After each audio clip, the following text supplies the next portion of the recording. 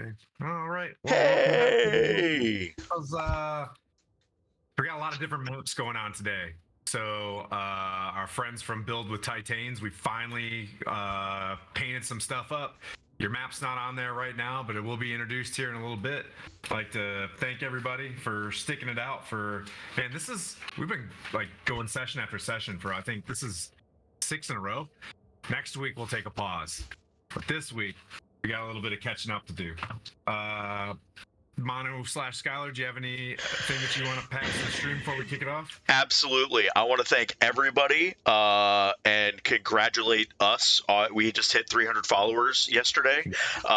So to celebrate that at the end of the stream, the last hour of the stream, we're going to do a giveaway. I've never done it before, so we're going to be learning. Something into this jar. Yeah. And I'm going to seal it and I'm going to send it to you. When you open it, you'll hear it. We'll That's how it works. get some stuff off of the merch store. Maybe a T-shirt, maybe some stickers. We'll figure it out. But we'll be doing a giveaway at the end, so it'll be like the last hour. I'll run it, and then right before we sign off, we'll do the actual drawing, and yeah. So we'll do that. Thanks to everybody for making this happen in the last year. This is awesome. Next goal is 400. So we'll do this again at 400 people, 400 followers. Is that by June? For 400? Yeah. April.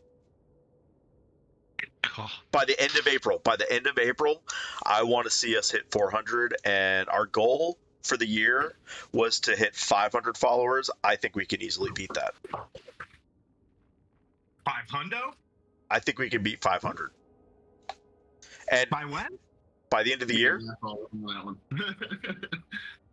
I gotta start. Yeah, just nod. More bots. Just nod. Just nod and say yes. Yes. And so I want to say so thanks Alaskan Mike for popping in and saying hey and saying congrats. Have fun at furniture shopping and come on back. We'll be here. We'll be here for you. And that's all I got. Let's just get right into it. Head into the intro stuff. Okay, so where we left off last week, Connor started negotiating with me on a few. I was a lot of grape juice was happening, and a big giant infernal contract was rolled out with Bell as the barbarian party arrived to Bell's fortress as he's trying to clearly keep you guys separated. As one party shows up to release the other, he releases the other one on a mission. So you guys kind of arrived. Mirren and all got a little bit frustrated, may have been some, domestic violence, as Manu punched Epione. We'll get a hold of the El Terrell Police Department as soonest. You guys left Bell's fortress. Bell put you guys on a quest to go find a Sibriex, an ancient abyssal source of knowledge that Bell has captive somewhere. And he made it clear to go find some adamantine rods. Epione triggered that, hey, these are the rods that I was dreaming about. These are the rods that open up the companion and can potentially release the companion from El Terrell. It's one of the key things that need to be done to set El Terrell free, a city that Zariel, the ruler of Avernus, the first layer of hell, is using to build her armies to fight demons. So Manu and Kaigon and Mirren, Kluthkin Epione jump in the Inferno, the Reichwave, the ship, the little Spelljammer ship, the schooner, and head off to the Sibriex.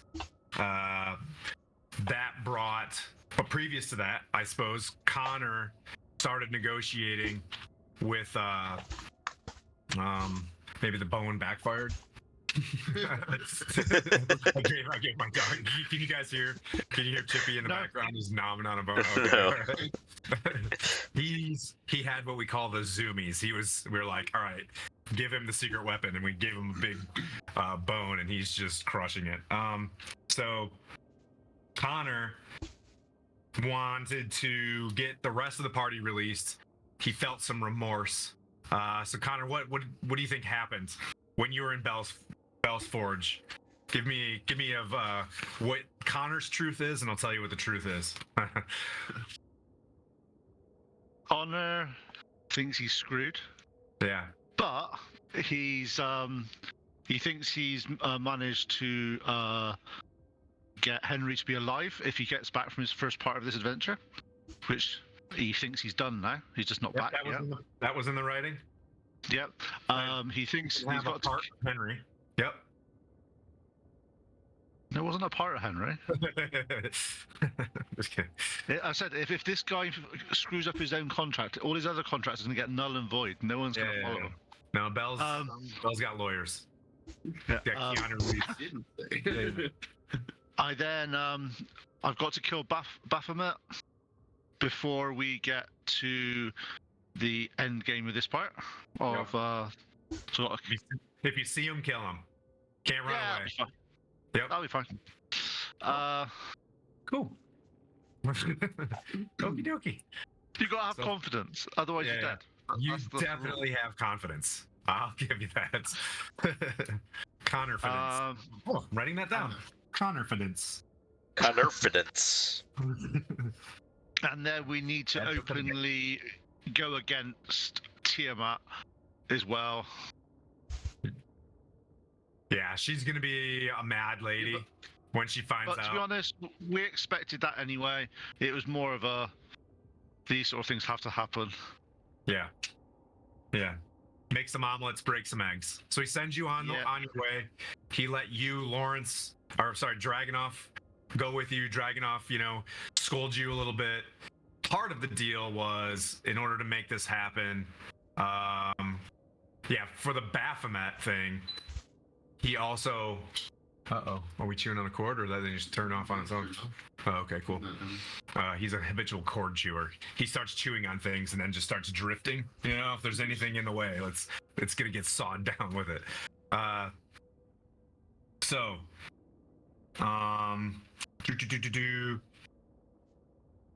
Yeah, you were allowed to receive the blessing of Maliki, correct?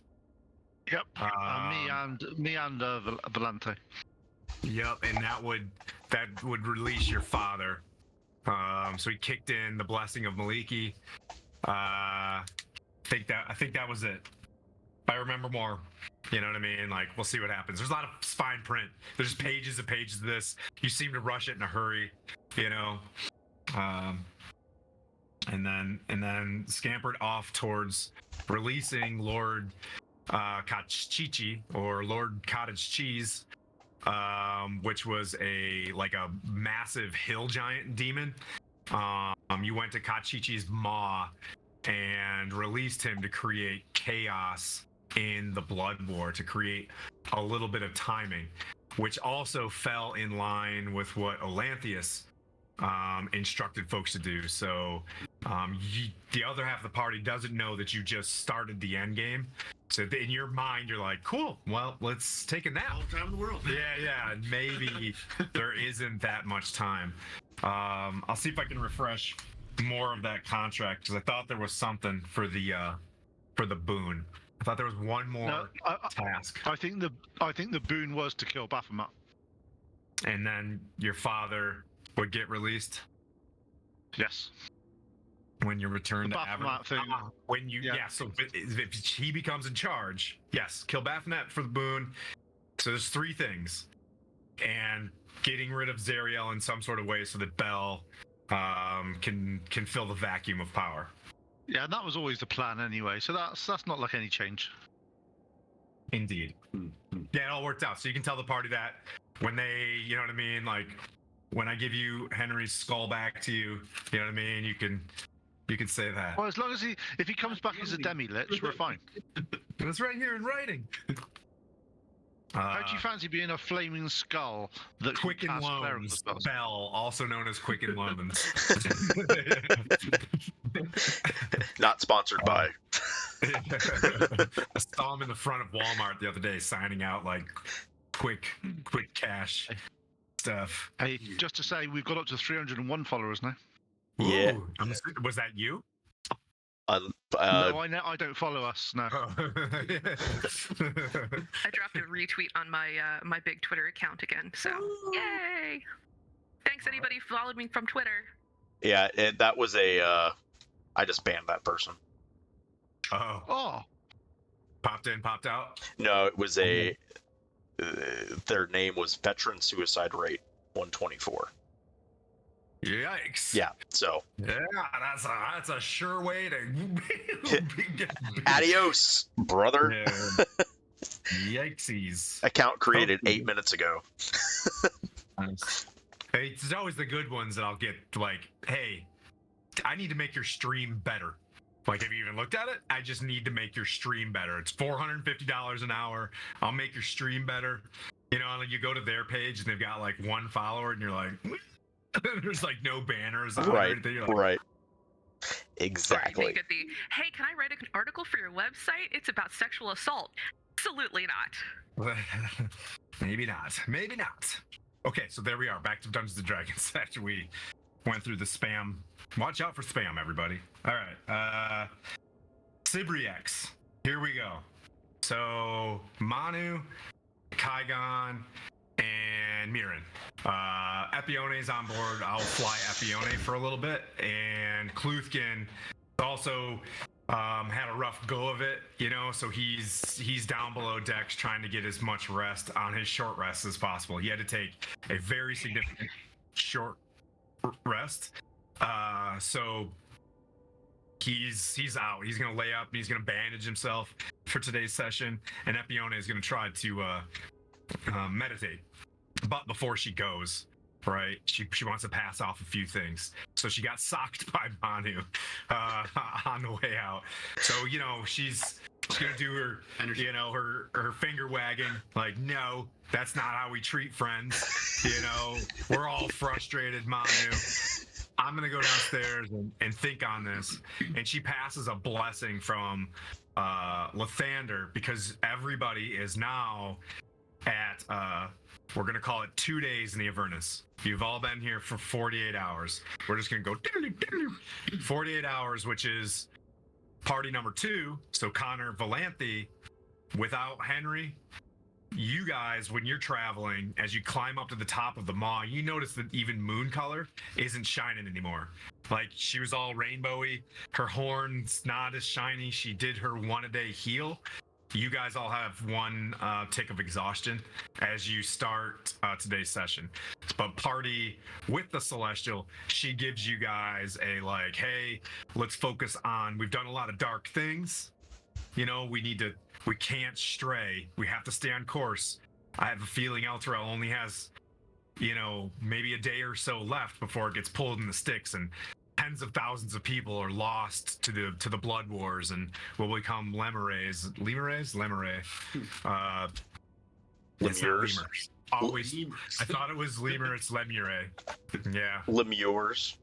Yeah. It was a big Critical Role season 1 discussion, and I was like, oh, what's today years old when it's lemure? And Tim, to clarify, it's our party. My party has the exhaustion, and if so, how do I put that on my character sheet? Or play that? It's under conditions. So you just click on conditions. If you scroll down, when you click on the conditions rectangle, you scroll down, the bottom will have six level of exhaustion is dead, I think, something like that. Yeah, it's 1 to 5. 5 is dead. Cool. Thank you. I'm good yep. now. But you guys kind of know the workaround. You get that if you guys are feeling kind of malicious today, like a little bit poopy pants. Everybody's kind of Connor and Valanthe's party. Epione takes the time, and everybody has their own agency for their character or whatnot, but she tries to refocus, you know, the folks on the right wave that, like, hey, you know, the kobolds aren't listening, or the spine devils are like, yeah, whatever, yeah. But to you guys, to Kaigon, you know, try to remember, you know, why we're here. Think of the mountains and the forest. We'll go back to, you know, think of your friends and family back there. Same with Manu. Like, remember the big mission is, you know, to get back home to Phandalin together, to get back to Cara Dune. She says things and you're like, oh yeah, because you've been so focused on, what do you call this, Wild goose chase. Wild goose chase, yeah. So I'll pass it off to. We'll pass it off to Kaigon. You guys are moving in the Reich wave. For your first perception check from a distance, you see what looks like a tall piece of a tall, like thin tower or a bit of scaffolding in the distance. As you're kind of moving, you also notice that it's getting very obscured right now with a pretty heavy, like there's dust in your teeth as a sandstorm is starting to blow in. It's like you can kind of see it on the horizon where you know that the storm is coming. And the farther you stay on the west side, the west side of the map here, the stronger the sandstorm's gonna get. It's like it's hitting kind of where you guys are at, so it's really blowing in. Think of, well, some of us have seen it when the winds are really picking up. It's not like that black, purple, red lightning shit, but it's like, you know what I mean? Like it's really gusty. It's not like weird sandstorm yet, but you get a feeling. You can see. Make a perception check, actually, Kaigon. I'll see if you see what I'm seeing. See what you see. Yeah, 15. 15. Every once in a while, you'll like look and you'll see these tall pillars of those real tall pillar tornadoes you see out in the desert, but they're like swirling with fire. And then when it reaches the top, the fire slides down like the tornado's vortex and splooshes out the bottom into like a fireball. And you're like, and every once in a while you can see the dust devil. Okay, yeah, dust devils. You see the dust devil going up. It's been a while. I've lost my reg desert currency. But yeah, you see these things going up and then they kind of splash down. But there you go. That's what you see, Kaigon. You're up front. The cartographer, as I've mentioned, he's kind of very Magellanish. He looks out next to you. He's got Epione's map in his hands, and he points down and looks at you kind of coldly, Kaigon. A breeder of horrors and a hoarder of secrets, as Sibriex is said to be older than the abyss. To be as old as the abyss. There's some keywords in there. Yeah, as old as the abyss. Yeah. And then he kind of just like he points in that direction.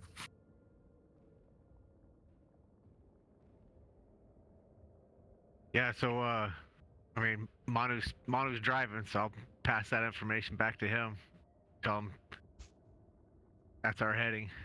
Sibriex ahoy! Pull out my my trusty what the hell is it called? Eyeglass. Eyeglass. Seeing eye. Spyglass. Yeah, seeing eye dog. This spyglass and Looking through a dog right now. I see our starfish in the ocean. yeah, so I'll take a look and see if I see what I can see from afar. Okay. All right. You come up. Mirren, you can, if you want, you can just kind of grab the helm. Are you stopping the ship, or are you just kind of taking it from where you can? I'm just from the back, just Okay. just doing the whole captain's like take a look. You look and you see the back of Kaigon's head. Go ahead and make a perception check. 27. Yeah, so you see the back of his head, and you move over. You see spiky chains lash a 15-foot diameter floating blob of quivering flesh to a 20-foot tall wrought iron scaffold. Two fiends wrapped in chains stand atop the scaffold, torturing the bloated creature's flesh by tightening its chains. Demon ichor oozes from its wounds, forming a shallow pool around the scaffolding. A third jackal-headed fiend uses a bronze horn to yell loudly at the bloated prisoner in multiple languages. It sits cross-legged about halfway up the scaffolding. Okay, the big reveal for my Play-Doh blob that I built last night in haste. Because, yeah, you guys are wild, and you never know if you just want to get sporty. Ready? This is pretty terrible. Huzzah!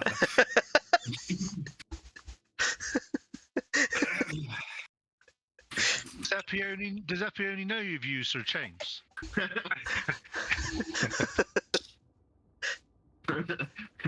Is that why she's not on the stream today? Yeah. Yep. So that's a Cibriex, everybody. It's exactly WizKids quality. So it's sitting there and it's got this like malformed head, like it's trying to grow like another head out the side of its. There's an actual picture of this thing that I sent Manu. You can pop it up there if you want to. Yeah. That I can do, but it's got a real sharp toothy maw. You know, it's got like droopy fur coming out the bottom of its under its chin, and it's just writhing against, you know, it's weird. This is the exact same thing that was happening to Kachchichi. It writhes like a bubble of its flesh as it's squirming out of a chain, and one of these demon looking devil creatures slash, they're not demons, they're devils, lash another chain that just flies straight out of their hands, and they're working congruently together, these two chain devils. And then below them is like this fox jackal looking creature, and it's got the brass horn, and you just hear it like, and it bellows something. So you don't understand. If anybody speaks infernal, anybody speak abyssal, she's warging. She's warging out. But I'm not there, so. Yeah, she also needs a big rest. Nope. I speak Aquan and Draconic. So you're looking at this thing with the telescope, right? And instantly, we'll say you're about 120 feet away, specifically, almost exactly 120 feet away. Surprisingly. You hear in your mind Manu as it's like fishing through languages, and you hear like going through giant, it's going through a lot of things, and then boom, straight in Tortolese Aquan. Like you hear like what is it in Independence Day? Release.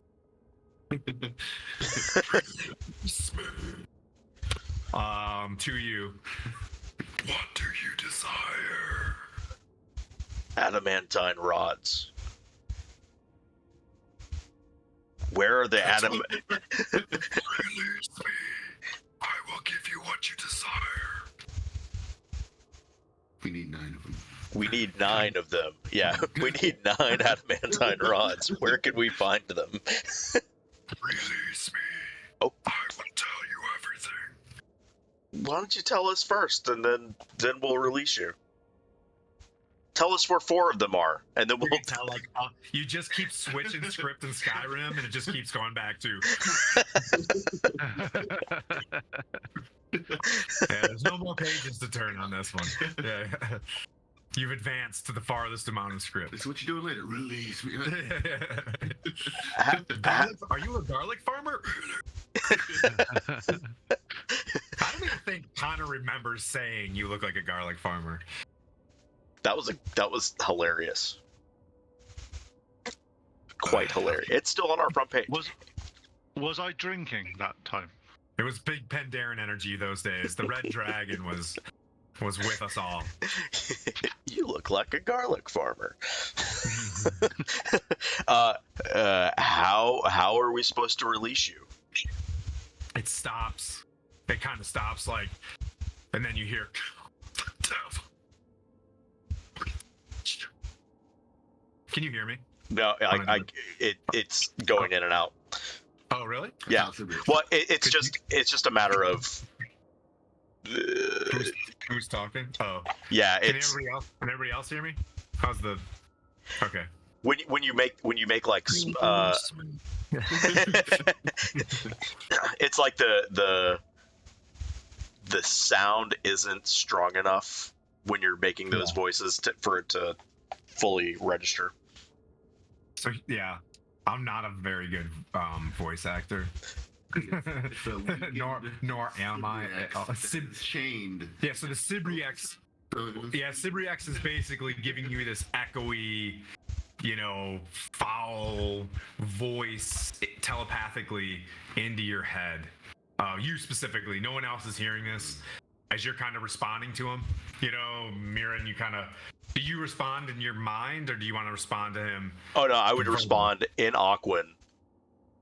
Okay, yeah. In the open. Yeah, so Mirren, you just hear him like. So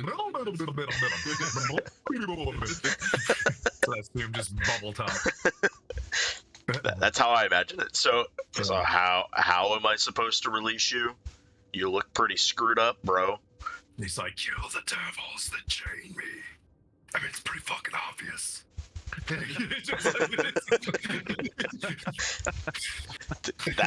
That's it? Okay. Hang on, let me read page 116, quote 1 more time. I'll look over at Mirren and go, you ready to kill some devils?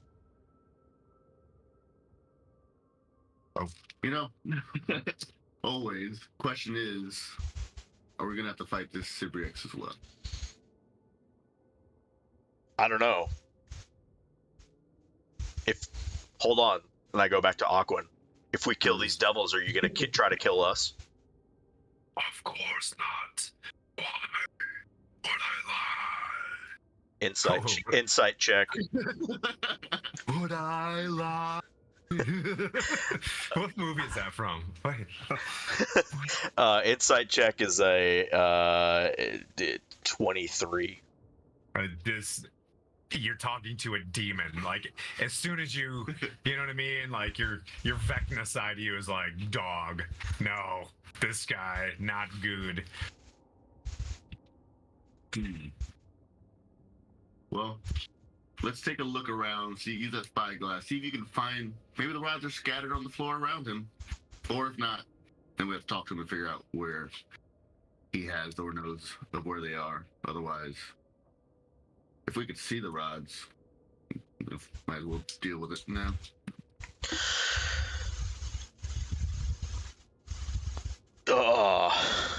How?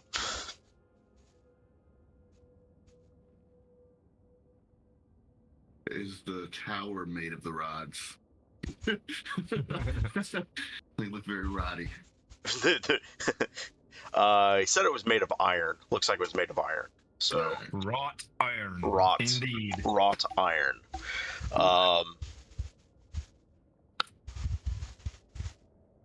Yeah, I'll take a look and see. Can we see the rods around him with the spyglass? Yeah, sure.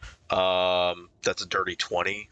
It's not like a building or anything. There's like a weird looking, rectangular, stony thing that they're trying to keep the demonicker from pooling, and it's pooled out the side. You're looking around. It's dust. The scaffolding that's built there, probably specifically not too close to the volcano, where Bell's keeping his one of his pets. But nothing, you don't see anything. You're scanning around, it looks like the scaffolding and 3 devils that have a job to do. Well, Aaron, what do you think? Cartographer, you've been around this area. You have a map that you created. Do you have any idea where the rods may be? Or is the Sibriex our only option? He looks at you, he takes the map, and he, kind of hopelessly looks at you. He's like, kind of knows a lot of where the things are on the map, but he just stares kind of sadly, and he points at the map of where he's at right now. You know what I mean? And he's just like, Sibriex. Yes. Yeah, as a breeder of horrors and a hoarder of secrets. So you say. All right. Sibriex is said to be as old as the abyss. Don't call it over. They get mad. Okay, got it. And then he kind of looks at you and he's like, Matt Damon. Matt Damon. I'm sure the Sibriex doesn't get away after we're done. Otherwise, we may be out of luck. So let's take care of some demons. Devils. I can start this from here. We're 120 feet out, right? I can initiate this from here. Should we? Shall I? Shall we? I can't believe it from here. Kaigon, you can kind of hear them just you didn't hear him speaking in bubble talk, but then you heard Mirren and him talking to each other, and you kind of hear them back there going like, "All right, you ready to kill some devils? Let's go." What do you? Yeah. Because Mirren walked up to the cartographer, which was up front, and he was just like, "Hey, do you know where the rods are?" Cartographer was like Matt Damon. To me, it's better for us to all get up there, so we're all attacking at the same time rather than starting from a distance. But I'm down with whatever. Like, I hey, just like smashing things. the thing is, I can launch Eldritch Blast from 120 feet, and What can they launch from there? I mean, Because the rest of us will be sitting aside watching, which, I don't know. If they have enough firepower to take a ship down or significantly degrade its abilities, it might not be beneficial. If they're all concentrated right now on Cybriex, we can come up behind them, jump and have the jump on them. Put it in hover mode and quiet down the engines. from 120. Yeah, just slow roll it in and we just hop out. How close do you want to get? 5 feet. 5 feet. As the French say, melee. Monsieur. So how high can I take the ship? You know what? You know what? I'll be fine. Wherever you want to stop off, I'll be fine. I got something. If we can get it within 90 feet, I can get my echo engaged from 90 feet. Plan for that. If I can get on the ground and close the distance. Okay. But it depends on what the terrain looks like between us and them. Extremely difficult.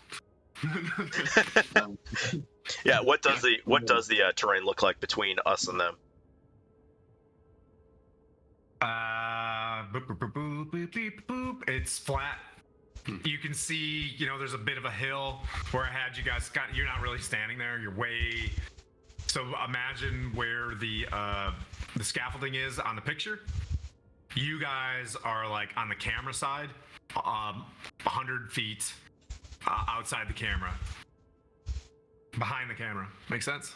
Yep. Okay. So we're coming towards the face as we're looking at it.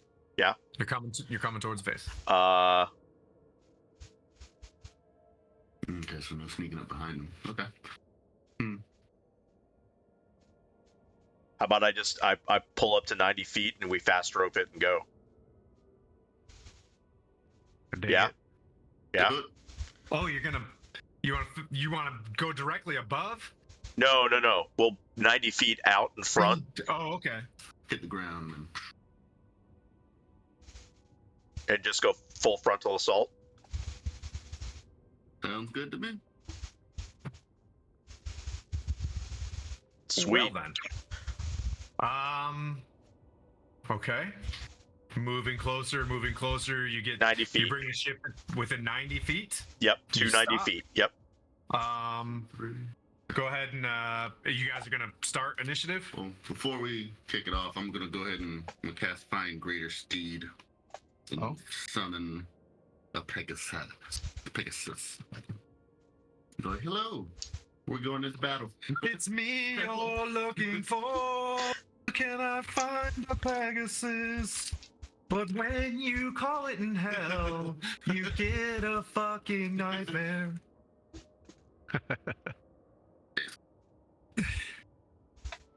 Yeah, so you summon a Pegasus and like this flaming huge black charger like shows up next to you, looks like a lot like Bocephalus. Remember Bocephalus? From Bocephus, Bocephalus is the nightmare. not only Alexander's horse, but like he was in Strahd, and Zephyr had it. Zephyr. Zephyr. Wasn't Zephyr had Bocephalus. Yeah, Laz had Laz. didn't Warduke have that one? Bocephalus? Yeah. And then Warduke, thank you for calling him Warduke. I Thank got you. his name right. Starting out on a good foot today, are we? I thought I didn't want to antagonize you straight away today. Okay, 90 feet. So 90 feet. You summon a nightmare, and you get all the nightmare stuff if you want to take a look at what that sucker can do. Look back at that one. Bottom line is it can boop you in or boop you out as a bonus action per turn and move you in the ethereal plane Ooh, fire resistance. and then boop you back. Does that make sense? So like you can't boop in and boop out from the ethereal plane when you move. That's just the one thing. Like you can't go like kind of like twitch and then be 100 foot It's like different spot. Yeah, whatever. I think its movement is 40. So it can 90. oh nice. 60, 90. Tight. Nice. So it can bring you into melee. Yeah. But you will still be in the ethereal plane, right? Until it brings you back out of it the next turn. If I use Ethereal Stride. Correct. Yeah, and I think it's an action, ethereal stride. Yeah. It sounds weird. I have no reason to go there. The ethereal plane? Not yet. It's a great place. Somebody's Love like, it. the rods are in the ethereal place. Come on. Okay, so step me through this. He summons on your action, right? So you summon this horse. Yep. Before we All right. even rolled initial, I was like, Okay, so way, boom. yep. So now you're at 90 feet with a super scary horse. Okay. Okay. Let's roll initiative, and then you guys can decide and tell me what you want to do for this next kind of deal. Sweet.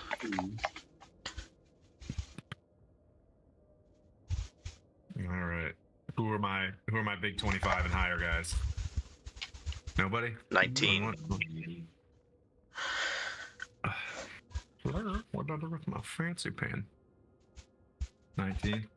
I got you. 24 for me. Nice. What'd you get, man? 15. That's big for Mirror. I know. I was like, oh. Look at this thing.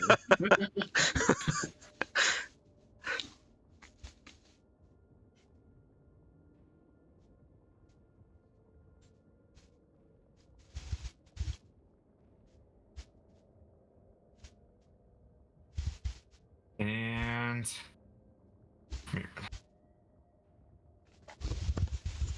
Whew. Okay.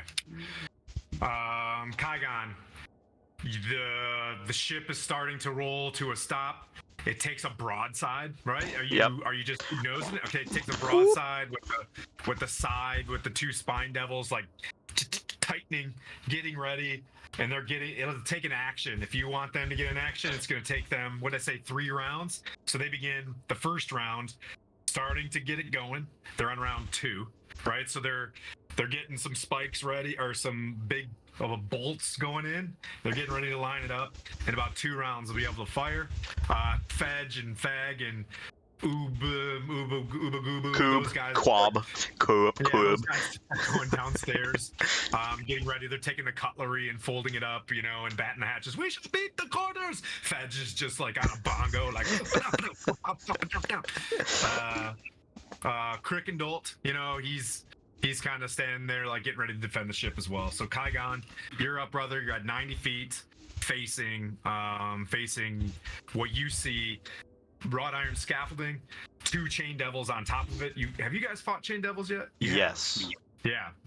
On the top of this thing, and some sort of fox, jackal-looking fox in with a cone, yelling at this thing. All right, I'm going to start off by raging, and I'm going to use my instinctive pounce to go 20 feet, and then I'm going to use my 40 feet of movement to get to 60 feet. And then I'm going to summon my Echo 15 feet, and then I'm going to move him another 15 feet up next to the fox, and I'm going to whack that fox in the face. God damn. So it's got to climb the Echo. No, I can send it any direction. Okay. Okay.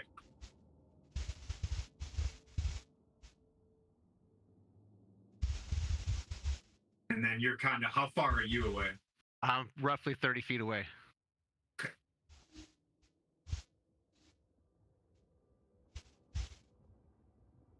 Okay.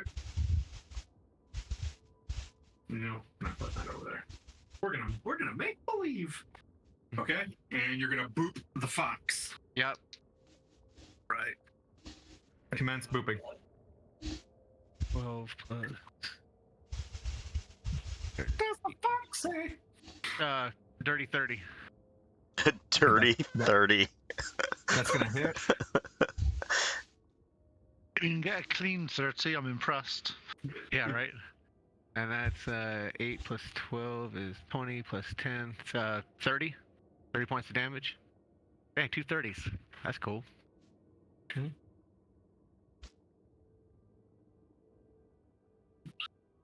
What's that?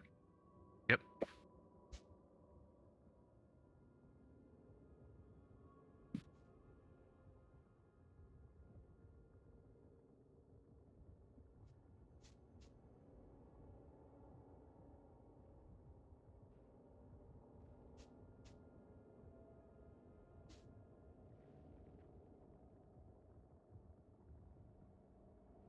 Okay.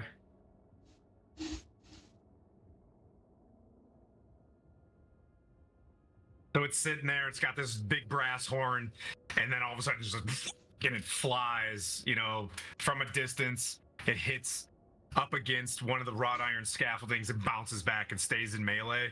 It took a pretty serious bludgeoning wound. What else would you like to do? Keep hitting? Yep, I'm gonna deliver one more of those. Okay. 12 plus 18. Oh, 30 30 again.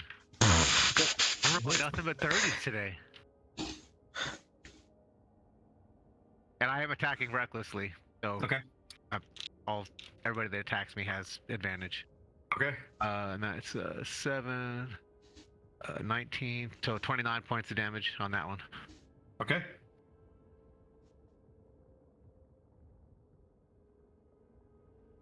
And that's it. You just take 2 huge whacks on this thing, and it's looking rough. It's starting to scramble, and it takes its robes and stands up with like a spell book and begins to you know what I mean, do something. Manu. You hear in the back of your mind in Aquin as well, like excellent, as in telepathically. All right. Sorry. I'm gonna stand. I had to ruin the action sequence with some shenanigans. I am going to stand on the side of the ship and release a volley of Eldritch Blast at the jackal-looking dude. Okay. And I Okay. think I have 4 beams. 4 beams, yeah. So 4 dice. All right, let's go. The lowest is a 19.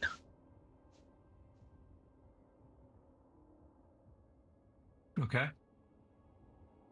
And then there's so it's 19, 23, 26, and a nat 20. Okay. All 4 hit. Okay. Just roll. Let me know when you get the damage. Yeah, stand by. So that'll be 1, 2, 3, 4, 5 of these. In total, it's so 10, 19, 26, 31, 37. 37? Okay.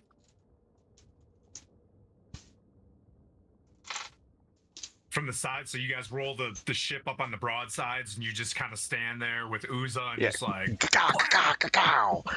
and just after the hammer hits this thing, so really quickly, two hammer hits, and then 4 Eldritch Blasts on this like very quick hit for this creature. Is that it? I think bonus action. Yeah, I'm going to just stand here on the. Well, I'll get down behind the side of the ship to get a little bit of cover, and direct the Spine Devils to aim at the dudes on top. Okay. Kaigon, as you roll up to this thing and you get up to the top of the hill, from the top you forgot what happened last time you fought a chain devil, but you see visages of what was his name? I forgot. Liam's character's name was Kaigon Krokgar. Rain, and you see Krokgar and your mother both trying to stop you from what you're doing. So make a wisdom saving throw. Oof, not good. Not good. That's a 7. Okay. You're frightened. Okay. And then What am I frightened of? you're frightened of The chain devils up top? the chain devils, correct. Okay. You have disadvantage on ability checks and attack rolls while the source of its fear is with line of sight. And then the other one obviously holds that reaction because the first guy got you. And it is going to now, you see as it's like doing this to like, don't Kaigon.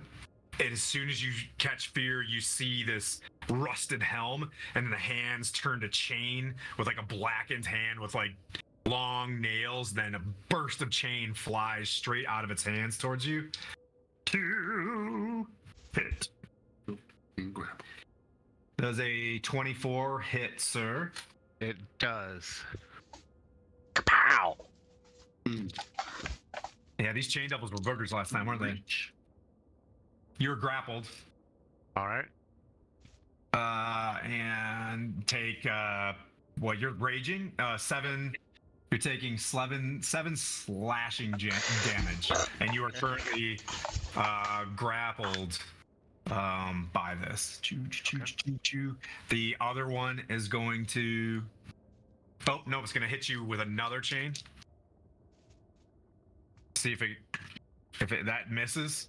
And the next devil is gonna launch 2 chains at you. On that 7, you didn't have it for me, right? Because of my rage. You asked if I was raging, so I'm just making sure you didn't have it. Oh, and I'm rolling. Wait, if I'm raging, am I? No, that's with reckless attack. I did not have it, but it's. Okay. Yeah, so that's 7 damage I didn't have. So what did we go? Okay. 3. Yep. 3. Yeah. And yeah, you do have advantage on all your attack rolls. Okay. Okay, so one hits at 27, I believe. Yep. So one of his chains flies over and hits you for 6, 7, 8, 10 slashing, so 5 slashing. Okay. Yeah, I know, it's just brutal on you, my bad. Ouch! Ouch! You see this, absolutely spherical, perfect ball of abyssal creature kind of shift its head towards you guys and start like snarl laughing. Just imagine your mind; it looks a lot more bulbous and disgusting than what I put together with the googly eyes. We did find those googly eyes in Walmart, and I was like, get them. Yeah. Why do you need googly eyes? Trust me, babe. You're an adult. Googly eyes need to go on everything. That brings up Mirren. Okay. Is the nightmare sharing my initiative? Like we're working simultaneously, or do I need to roll for that? It'll work. Just share your initiative. Okay. So then That's I fine. will mount my nightmare. But Okay. before we go into battle, I will. Since he has 90 flying, I'm going to fly to the top of this here. Okay. Plane. Okay.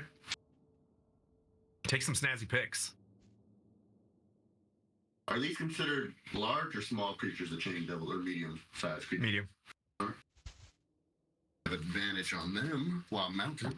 Okay. That's cool. There's an earthquake happening over there. Yeah, just bumped into it. Crazy. Oh, okay. It like landed and Yeah, it was so dramatic. Yeah. I was just making sure it wasn't one of the dogs chewing on a cord or something. No. So whichever That was the chain devil hitting it with a chain. chained up Tygon, I'm going to go at him with both attacks. But well, I guess we're doing. I'll do one attack at a time, so I got to roll advantage. Okay. All right, so 17 plus 12, so 29 to hit, and the second attack will be Hits. Where'd my initiative card go? 30 to hit. Oh, both hits. I apologize. Yeah. Maybe. All right, so then we'll be separate. Get some mathematics. Ah. 7, 8, 15 plus 7, 23 plus 10, that's 33 plus 7, that's 40. All right, so 40 on the first hit.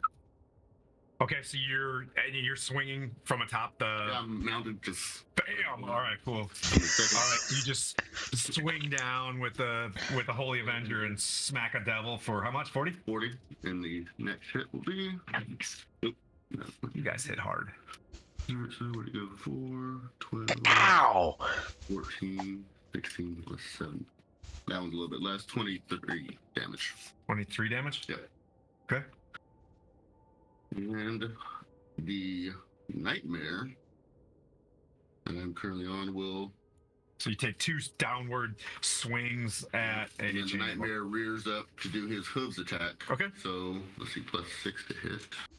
Same guy? Yep, same guy. Okay. Which will be 9 plus 6. Nope, that's like 15 to hit. Ooh. Oh yeah, misses. Yep. Finally! Yeah. The chain devil goes and like just smacks away its hoof and begins to like turn to face you as if they're like one of its hands just it like the chain just flows up into its back that's grappling Tygon, and it turns to begin to like chain you. Is that your turn, sir? That'll do it. Sweet. I have never got to shoot with an Arcanoloth. Arcanoloth is what these things are called. Arcanoloth. But what do I want to hit you with? I was hoping we'd kill it before it got to do something.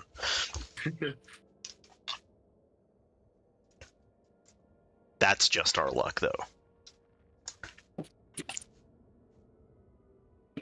Hold and steady. Tight.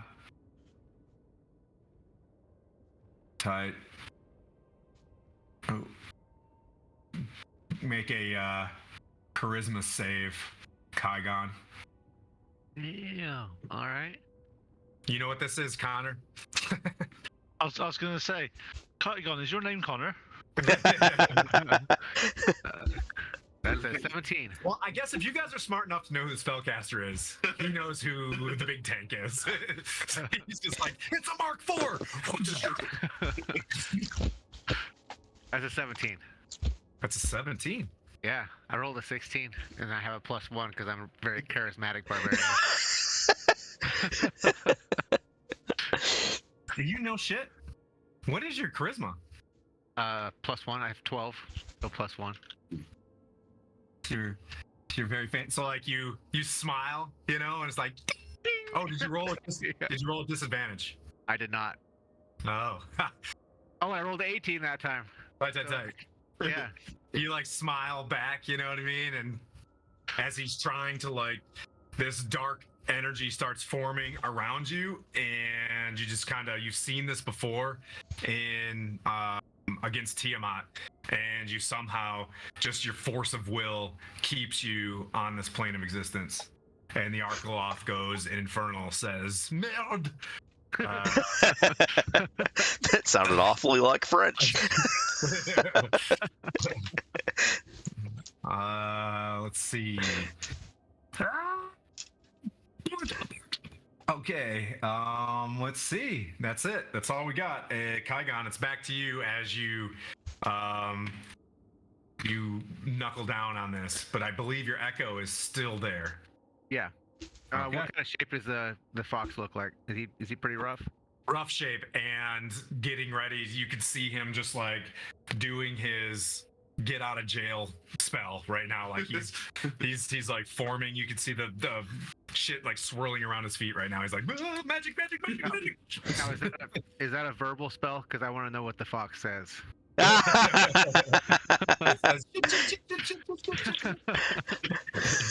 right. I'm gonna hit him again through my echo. Yeah.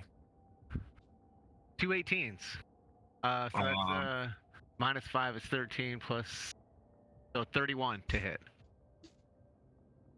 31 to hit each. Yep. Bam! It goes right through what appears to be a reaction that would have bolstered his defense. You know, there's this, infernal devilish red color, as the anti of the blue shield that everybody else gets. And you rip right through that and smack him straight in the face for 73. 9, 21, 31. Okay. Yep. You scramble his face and he's still kind of kicking. All right. And then, so I kind of screwed up, but I kind of didn't. I was supposed to roll with disadvantage, but I was attacking recklessly, which would have been a straight roll. But since I'm attacking twice, do I use both of those 18s? Let's say be both straight rolls? Or should I just roll another die? That's fine. That's fine. I get it. I like your. I mean. 7, 19. That's 29 points of damage. 29 damage. Okay, yeah, so you smash his face in. So, in classic barbarian style, you hammered him in the back when he wasn't looking. And then when he's turning, getting ready to use reactions, you just like flip the hammer like up where the anvil portion is at the base, and you're just like, whoa, sorry, good sir. You smash him twice in the face, and he just folds down on you. Okay. Dead. And I know that I can't willingly move closer to the chain devils, but swapping places with my echo count as a movement, or is that? Yeah, because you're getting closer. Ugh. I don't like that. Yeah, nah. No. That's still you willfully wanting to get closer. Does that make sense? I was thinking it's me willfully getting closer to him, and Yeah, exactly. You don't want to do that. You've had bad goes with these things, and the fact that it's showing you images of your family and your friends, it's just it gives you like a little bit of pause. All right. So in that case, I'll just move my echo up. What is that? 20 feet. So the echo's standing next to the chain devils. Okay. It's gonna get sporty up there.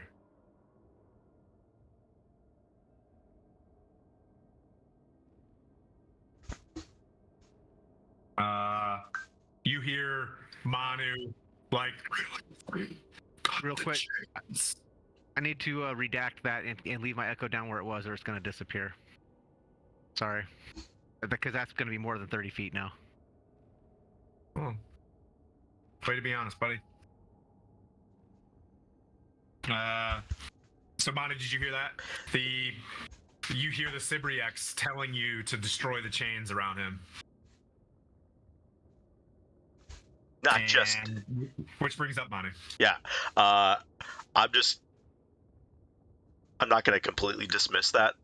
I'll just keep that in the back of my brain of like, You're gonna be back. I'll put a pin in that. be like, Roger, destroy chains, and then I'll yell out, "Nice job there, Kaigon!" as I just throw a volley of Eldritch Blast up at the top, to the guy on the right, I guess, as I'm looking at it. Yeah. Okay. Yeah. Do I roll again? That's the guy that's not been hit yet. Okay. Do I roll at the end of my turn to get unfrightened? Say what? Should I have rolled at the end of my turn to get unfrightened, or is that the beginning of my next turn? Yeah. Make a wisdom save. With disadvantage. 19. With disadvantage? Nope, I did not roll disadvantage. Sorry, that's a 10. Yep. You're still frightened. All right. Okay, 14 is the lowest. That misses. 17. That hits. Okay, so 3 hits then. And it'll be for a total of 8, 12 from Okay. 3 bolts. So, okay. You're hitting this thing. Mirren, you're up on the horse and you start seeing like this black eldritch blast mixed with like red, devil sparks flying up and hitting the other chain devil as it's got Kygon grappled and then kind of turns to face you as you see the chains fold up into its back to begin to grapple you. Can with one of that last one? Yeah. If Push. yeah, pull. Push. Can I pull it towards me, or would It's he? got Or would he be stopped by that? Yeah, it'd be stopped and No, that's fine. That's kind of what I figured, but I just wanted to ask. So, if that was the case, then I can't pull him towards me. So, okay. all good.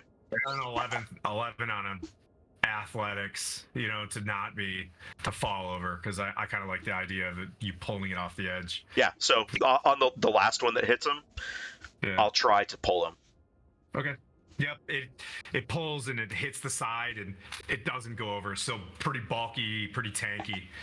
You said 12, correct? Total? Yeah, 12 total. And then I will instruct the spine devils to release on that guy. Okay. Whenever they come up in. Maybe should be next round. They'll shoot. I believe. Right? This is round 2, correct? You said they were on round 2 in the last round. They're firing. Oof. Not good. Yeah. Yeah, so it hits the wrought iron scaffolding, makes a high ding, and falls to the ground. And then they begin the process of reloading. I go up and pat him on the back. It's like, we'll try again next time.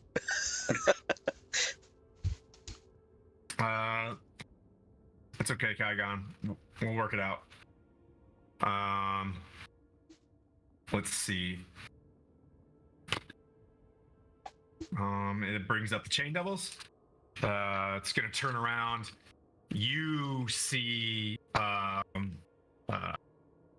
visage of like your first night in Neverwinter. You fought a bunch of like ghosts and you fought them off with your pots and pans as you were just we were like a graveyard. Call that. Yeah, and you see 2 of them below you.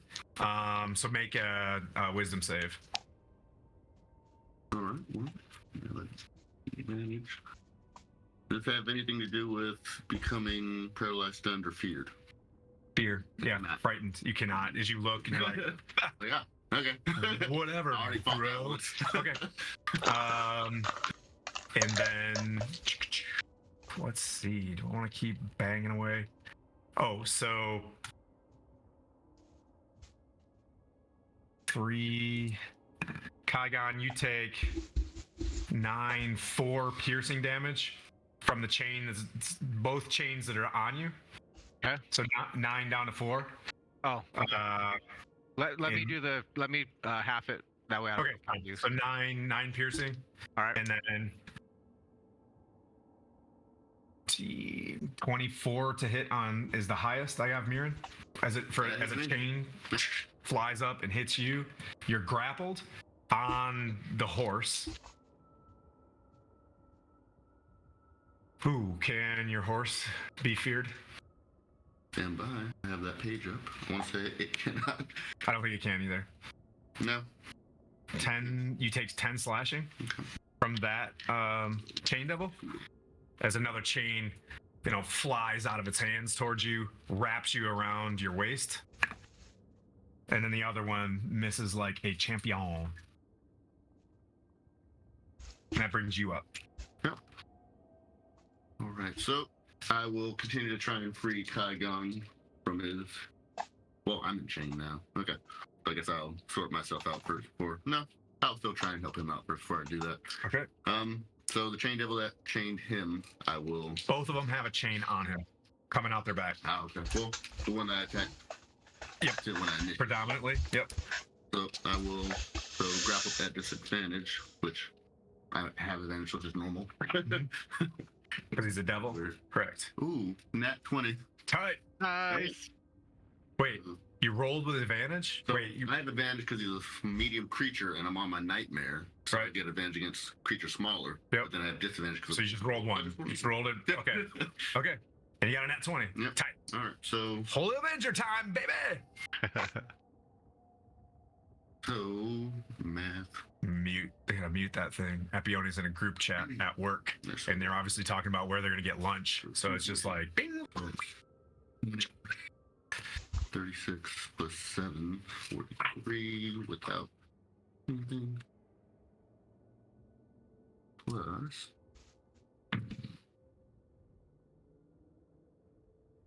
Alright, so 7, 10, 18. Alright, 61 points of damage on the first attack. Okay. That'll do on. So with that, was that with the Holy Avenger? Yeah, Holy Avenger. You just like slice down again. You're getting really good at this. Okay. And from like his head underneath his armpit just slides off as the radiant energy just sears through this devil. And one of the chains that's attached to you, Kaigon, falls free, but you're still wrapped up in one. So was that chain devil the one that also enchained me, or was that the next one? That would be the next one. Okay. On him. That's because Kaigon, I'll call that the gift of Kaigon for his previous double bonus plunder. Fair enough. Now things are fair. Not to him, but Even Alright. Steven. No, Yeah. that is a measly 14 to hit. 14 does not hit. Okay. As this one, just like you can see its gnarled, broken teeth underneath this thing just howling at you. One more. Go. And the And then? nightmare will try and attack with his hooves Okay. with a 1. Oh, nice. Oh, he rolled a 1? You rolled 1. Roll a strength check. All right. Athletics check to see if as you're holding up your legs can keep you on the horse, Athletics. All right. as it could potentially throw you. That's 20. Nat 20? Yeah. Nice. You're like, easy, Bucephalus. Yeah. And Simmer down. hold still. Okay. That it? That is it. Okay, Kaigon. Do I do a strength check to try to break this chain? Or is this like an unbreakable chain? Yes, you can use it as an action. All right, I'm gonna try to break the break. chain. You want to? Yeah, and Just I have advantage on flex. strength check, but I'm at disadvantage, so I just roll straight roll, right? Correct. If you- Nat 1. Oh man, are you out? Are you out of Kaigon magic? I guess. Oh no! Oh no! His dice is empty. I've never seen Tim look so unhappy. Yeah. Jesus Christ. I think there was a lot more negotiations that was supposed to happen. There's like script on scripts that were supposed to happen in this fight. But, hey, whatever. Okay, so boom, you hit this thing. You try to squeeze out of it, but you realize that there's more to these chains than just the iron. That it's got infernal powers to it, and you cannot break free. Got any bonus actions or anything else you'd like to do, sir? Yes. I am going to use my. Give me just a second. Let me see what it's called. It's not second wind. It's the other one. Action surge? Action surge. Yep. I'm gonna use my action You- surge. Is that, and that's a bonus to cast your action surge, I presume? I can take one additional action on my turn. So Yep. Okay. You're burning an action surge. That's all that matters to me. Just say I'm burning one, and then that makes me happy. But yeah, go ahead. Yeah, that's the first time I've ever used it. Oh, really? Yeah. Rage? And Refresh. good. Yes, go. And And you that try to break it again? Yep. And that's a 20, dirty 20. You bust out of this, like, finally, you know, it hit your pride just a little bit, but you buckled down and you spoke to Torm a little bit and you burst out of it. Just like busted chest, rippling pecs. You know what I mean? Like, And I'm gonna use my Unleash Incarnation also. okay, One of them. And so my Echo gets a hit. okay. Where's your echo going? Because you're still feared, and can it get closer? Oh, the Echo can go up there. I just Okay. can't. Yeah. Okay. Yeah. So I'll move him up there. And then, so he's gonna disappear at the end of this turn because he's out. He's more than 30 feet away from me. Okay. Got you. Up here. Did you say you raged? Yeah, I've used. This is my third turn of rage. It's not populating on your. Okay. Go ahead. That's gonna be a 30-20 to hit. Hits. The one that's remaining, correct? Okay. Yeah. And that's 9, 21, 31 points of bludgeoning. Dang. Okay.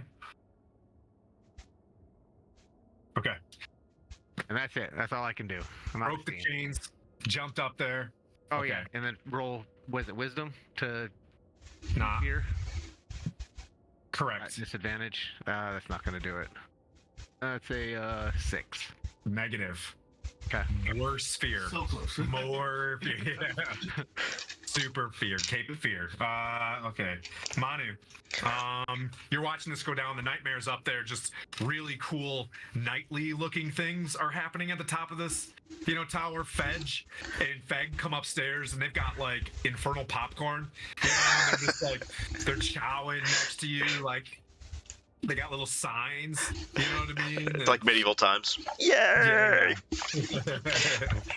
All right, go ahead. Just bring out Uza again and line up another shot, another 4 Eldritch Blasts, and Infernal Popcorn. That's awesome. Very spicy. The 3 is not going to hit. That's a 10, but 18 would be the next lowest. Yes. Okay. So it takes another 3 blasts. That one. Okay, that was 7, 12, 21. Okay. Okay, so you guys are up there in the mix. The echo's there. Bam, bam, bam. More of his long shot from Uza, which is weird. He's got like a pole arm, shoved up against his shoulder to start shooting. Okay. Let's see. Okay, Chain Devil's gonna get one last go at this. Passed your checks. The horsey doesn't get feared. You can't be. He's still feared. All right, we're gonna have to go after this paladin. It does not. It's not a huge fan. Well, that's not gonna hit. Man, the dice are freaking loaded against me. Not good. Yeah, just miss. Yeah, just intimidation. Right yeah. Yep. So the Chain Devil misses like a champ. Mirren, you're up there. I think you've got a chain around your waist. I still have a chain. Yep. The Holy Avenger rings off the infernal blood, and you see this iron-smelling Chain Devil bearing down on you. Is now my go? Yes, sir. So still disadvantage with advantage. So normal. Yep. Let's roll both attacks this time. Since he's the only remaining enemy on the field I can see. Okay. It'll be a 24 and an 18 to hit. Both hit. Okay. So first attack. 10, 15, 82 plus. Wilson Phillips always resonates when we fight Chain Devils for some reason. gotta break them chains. 15. So 44 the damage. 44 damage. And That'll do it. How do you want to do it? Yep. So you come back around with. Wait. Yep, so You do it. So on the nightmare, I was about to have him rear up at the same time so he can come down, but as he rears up, he comes down with his attack, and I get essentially added force because of that momentum. Yeah. Just slash him down with the Holy Avenger. And it just falls in. You just hear like crunching iron as both piles of the Chain Devils lay on the ground, and in your mind you see this thing, Manu, turn itself to you. You're no longer frightened, Kaigon, and you hear like, the chains, release me. How do we know you're not going to turn on us? And like as this happens, you hear and one of the chains breaks as it's like biting and writhing off, and you see one chain kind of fall to the ground. Release the chains. Well, tell us where the rods are, and then we'll release you.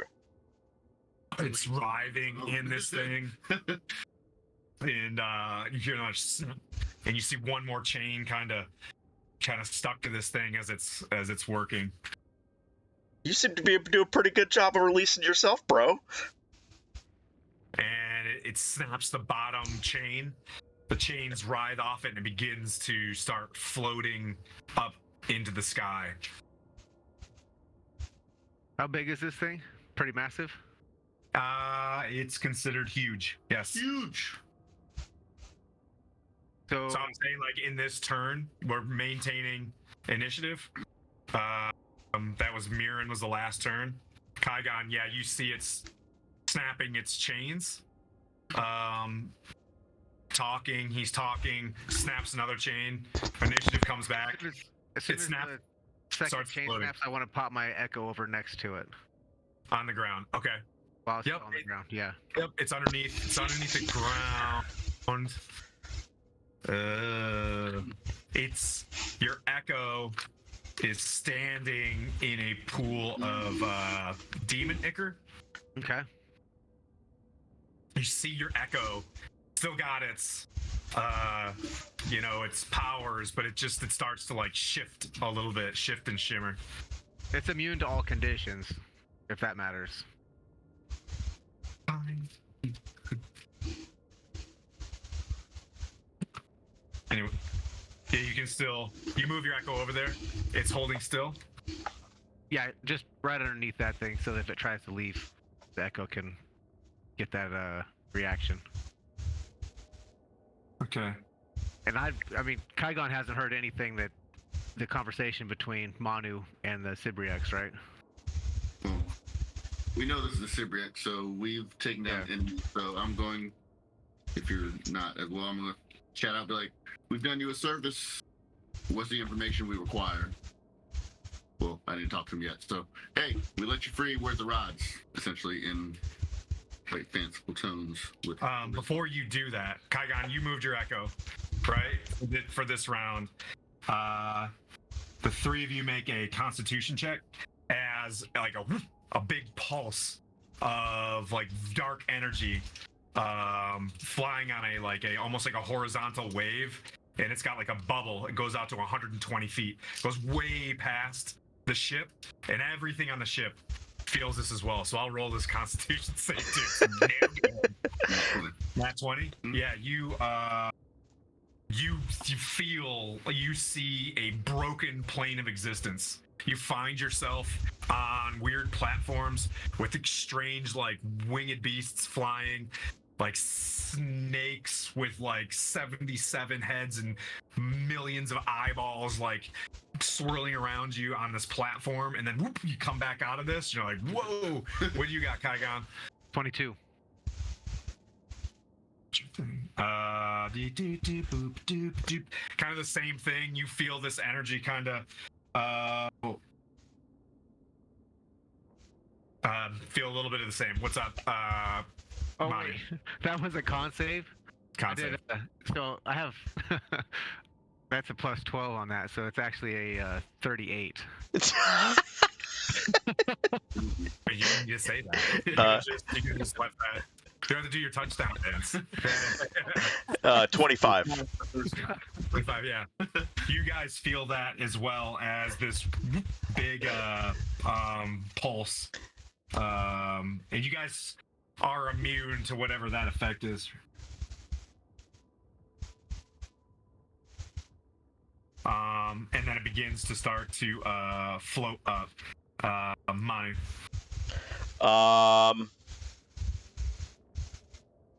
If it pulls out of melee range of the echo, it gets its attack of opportunity, right? Yeah, it's moving, so you can do an opportunity attack on it. It's 36 Okay, to hit. that's a hit. And that's 8, 20, 20 points of bludgeoning, and its mobility is 0. Or its speed is 0, rather.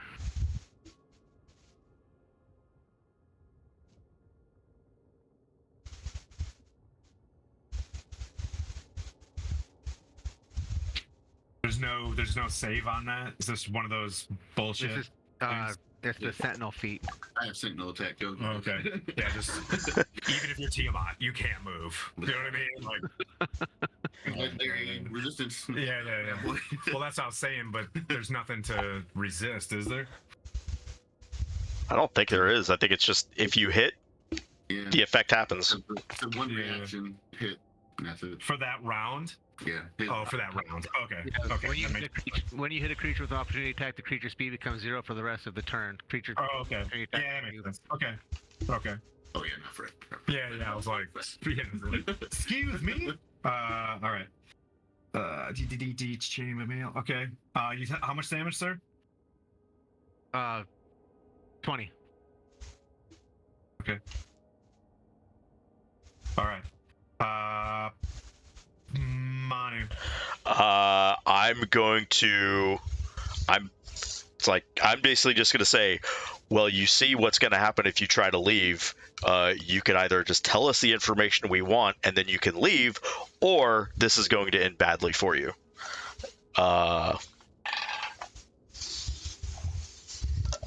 Doing that in bubble. That is actually, I'm gonna try to just intimidate him. So that's a +7 and 18 intimidation. What? Intimidation. Mm. Charisma. Is that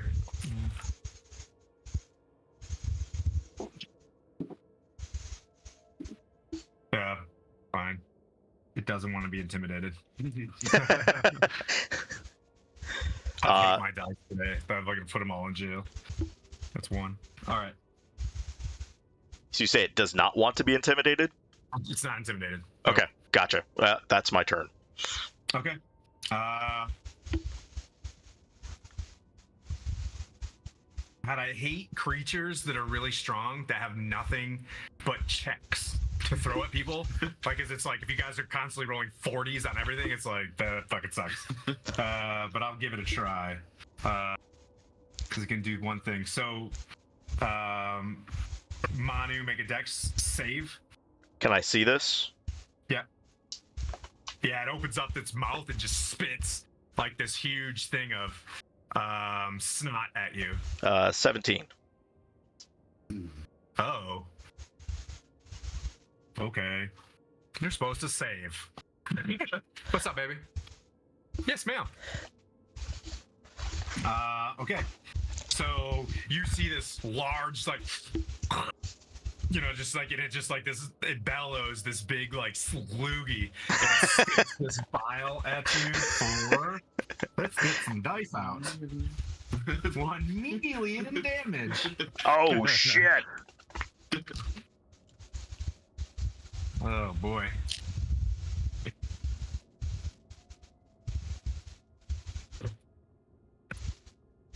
See, Manu, if that was Kygon or myself, it would have been, oh, I meant you to fail that.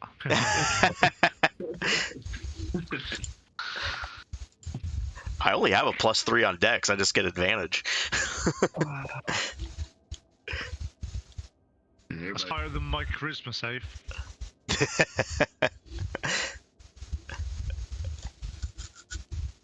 So you get hit with 37 acid damage. It just it's all over you. You look down and see Feg where they were holding the popcorn. They just drop the popcorn, and you see that one of them grew a big ear, and the other one now has a donkey tail, like out of nowhere. Just like everything is like weirdly warped on the ship right now. Like, what the? And then it's going to bite the echo before it moves because the echo just went to hit it, and it's going to miss the echo. It's going to continue to bite the echo. That might hit. Does a 20 hit? It does. Echo goes away, which it was going to go away anyways, I think. And then it's going to launch a chain at you, Kygon. chains too. Everybody got chains. Okay. That is a nat 20. So Oof. this thing spits a chain straight at you. It slides around you, but it's like a slimy, super uncomfortable Donut. chain. You know what I mean? Like it's like underneath your shirt and it's like wrapping around your nipples and stuff like that. And you're like, it's like it's holding you down in the weirdest possible way. Let's see. Bite chain plus so 24. That's 31 piercing to begin with. Okay. And then I'll roll the rest of the damage.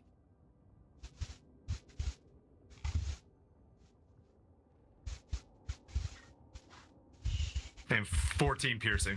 Okay.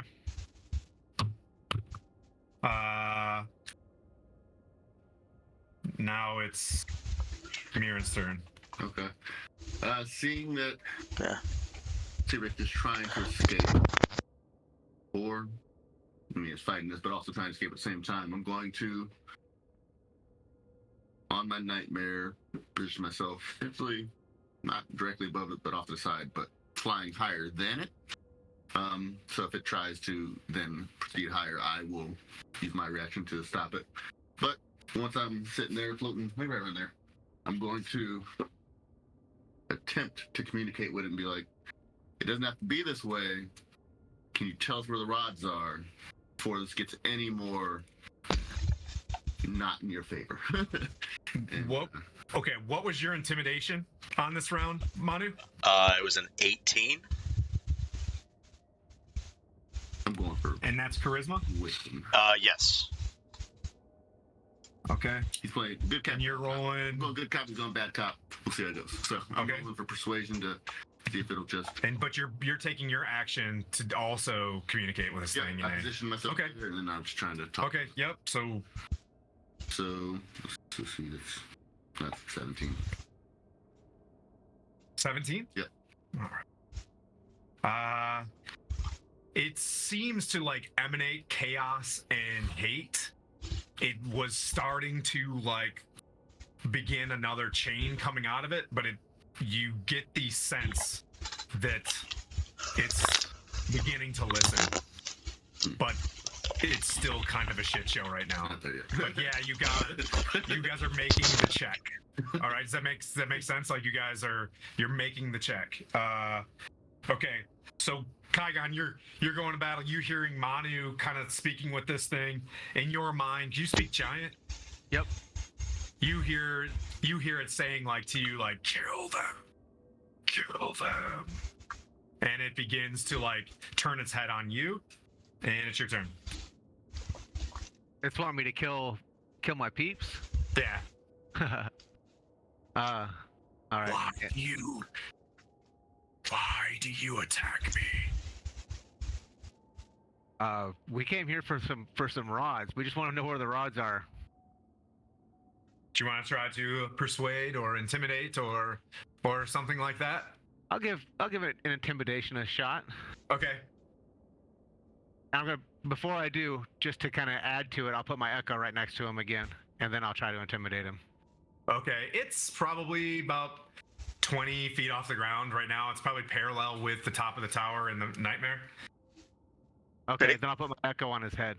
You can put it on him. Yeah, absolutely. It's huge. That's a good picture. There we go. I'm also gonna grab one of those chains. I'm gonna move over and grab one of the chains. Just one in case- chain? Okay. Well, just in case I could try to throw it on him if shit goes wrong. Okay. And do my intimidation check. It's just play. Feel free to use your artistic license to smash the clay. Said 25. Intimidation? Yeah, I have a +7, and I rolled an 18. Okay. It just looks at you and it appears. It appears to be it floats its head to Manu. So it's like it listened to what you were saying. It floats his head to Manu and kind of looks at you, Manu. Like you could say, as it's like beginning to float up, it's like, what is it that you want? We just want to know where the adamantine rods are, and then you can go. That's it. As it floats its head up, fortress of Zariel that was destroyed by Yinagu, and begins to start floating. Am I the only one that hears that? Yes. Yinagu. What was that? The echo? Oh yeah. As it was moving, he found it. Say that Chicken will again. definitely be an echo. Flying fortress. Zariel's wrecked flying fortress that was destroyed by Yinagu.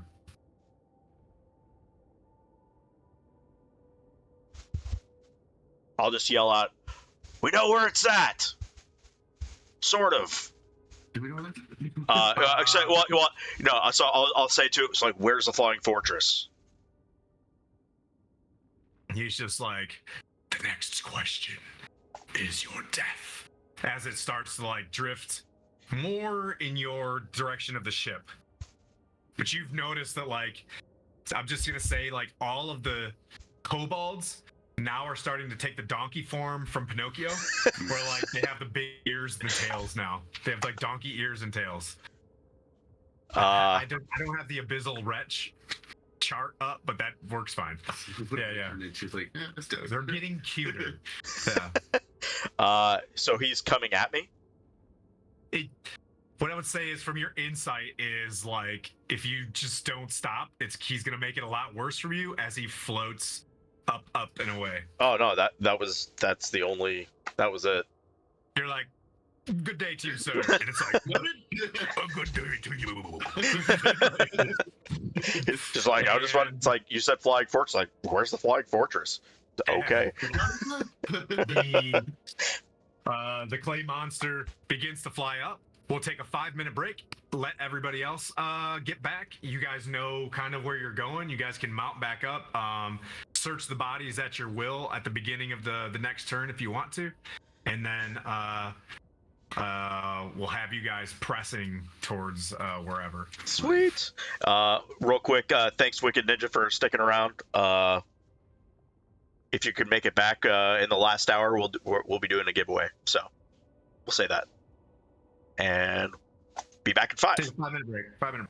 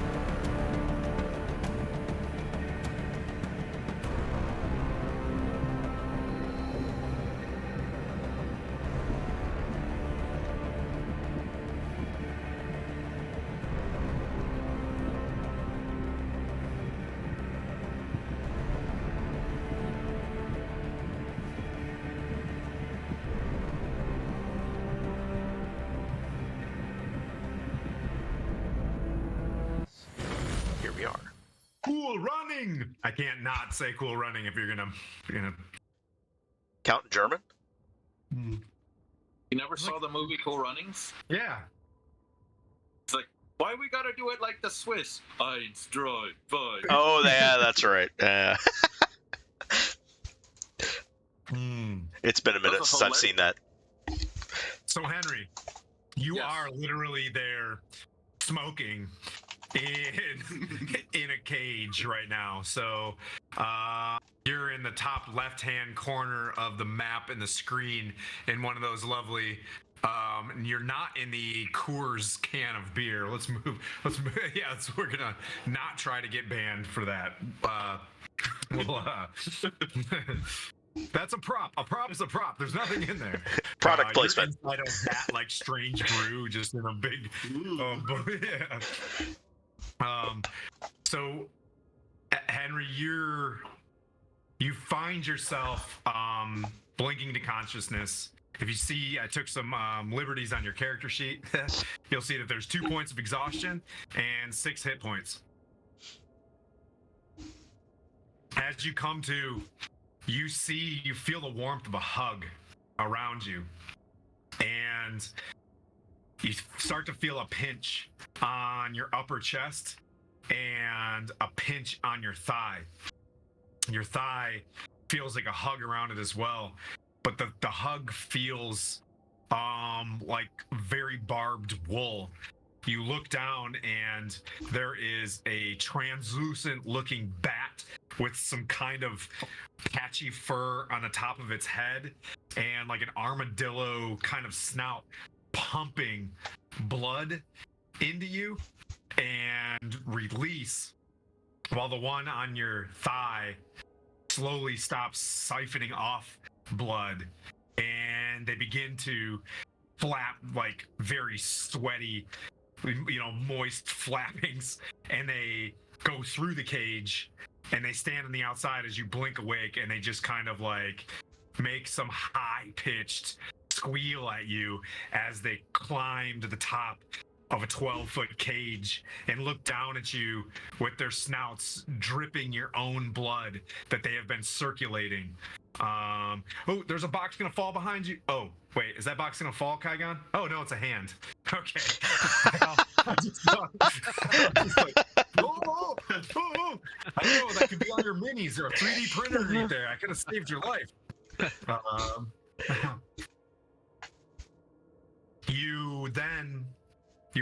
You see things, the dripping kind of your own blood splashes on the ground. You notice that you're in your garb, your vestments. Your equipment is still on you inside this cage, instantly, with your high insight, realizes that the magic is to bind you into this cage. You speak with Epione before, you know that there's certain celestial powers to bind or release people, and there are infernal powers to bind people as well. And you know that you're probably in something that cannot release you. You then hear very rhythmic, loud banging as you see 4 fire giants around you. Bang, bang, bang, bang. Like they do this almost tribally as they're banging on whatever weapon system that they're building at the time. You hear the exhaust of a massive machine with flames around it, with a horrid devil face on the front of it. As you peer around, you see the base of a darkened throne with large claws just tapping into like the base of a mat on a chair. You move your hands up to where the hand rests are, and you see hands folded and begin to like tap. And then from like a very deep sound, you hear, "I would say good morning, but there is no morning here, Holy One. It appears you're friend. Go ahead. Abandoned you." And if you, it's just, oh no, you first, he says. Wait. I just wanted to get the awkward, monologue out of the way. His chair goes, like turns. Okay. No, go ahead. I picture this like the Thor scene. You're Yeah, where he's spinning on the chain. Like, hold on, wait a minute. Okay. That hurt.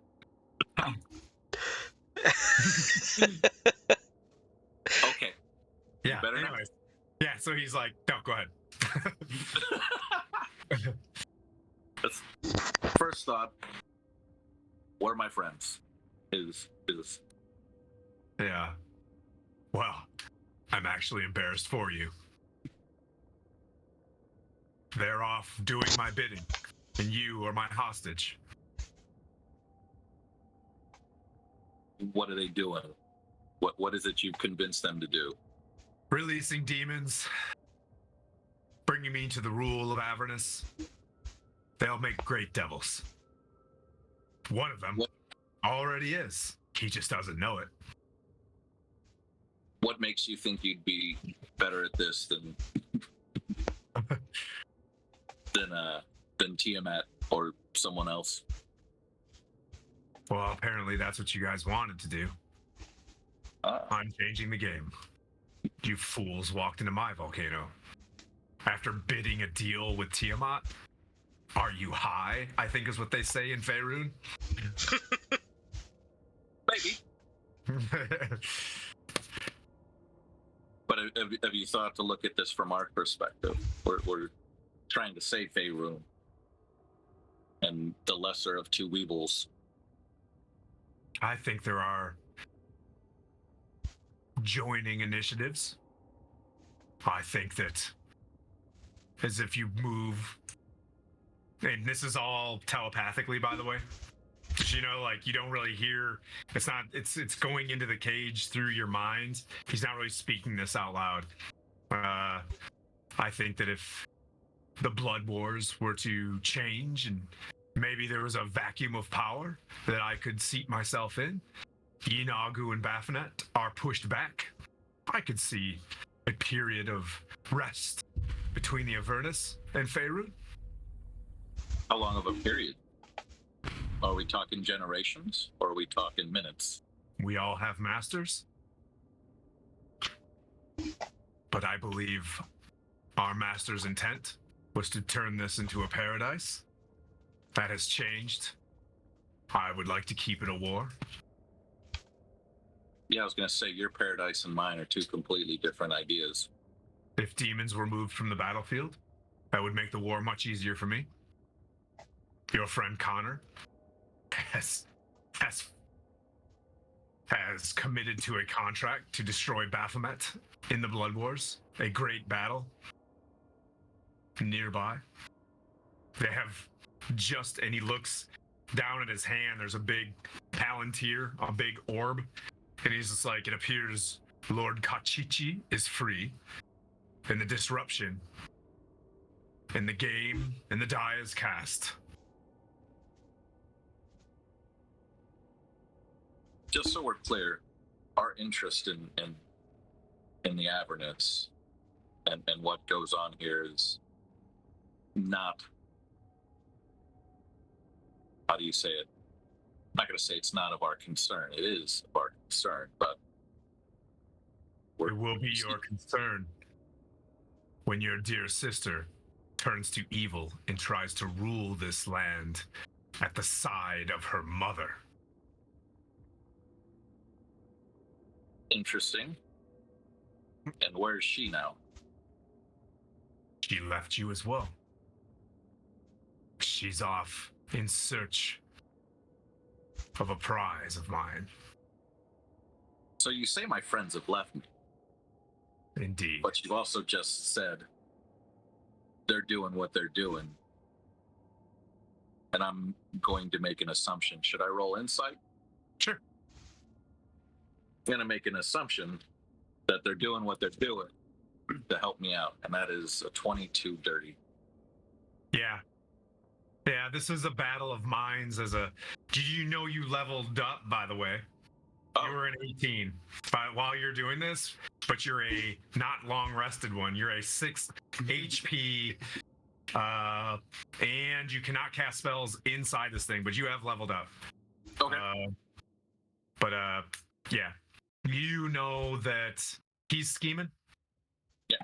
He's trying to stay on the line. You know that his master is Asmodeus, which is the ruler of all 9 hells. So he's very lawful, but he wants to be in command again of the Avernus. Of Zariel having a celestial background, he's not a fan of. Fair enough. So Or just being usurped, period. So let's be honest here. I see within you schemes. I see plans within plans within plans, and this is all. Devil's got a devil, baby. That's fair. That's valid. But is there some sort of accord we can come to? Oh yes. As a basalt tablet forms in front of you, in the top of it is like infernal, right? And just a blob of like this soul, like a fleshy soul, like brings a quill to you. Like, yes, we can always come to agreements. What I mean by that is, I'm gonna have some faith in my people and my friends. We've been through some shit. He cringes when you say faith. He just, yeah. So, I got some faith in my people. Whatever they're doing to get me out of here. I'm 100% sure of this. When I say, can we come to an accord, what I'm getting at is I'm sure whatever they're doing is to help get me out, but also to help put you in a better position. Where are we at with this? Will you tell me? Can I do a persuade? Oof. Yeah, let me look at this bad mamma jamma. Yeah, go for it. Hey, he's got a really high charisma. Let's see. Going to the other encounter. So, I know I can't cast spells, but my book gives me advantage to persuasion. Okay. Big book. First one was 15, second one was 25. Okay. I'm listening. So, You hear him. His throne kind of drifts closer to you. what is it?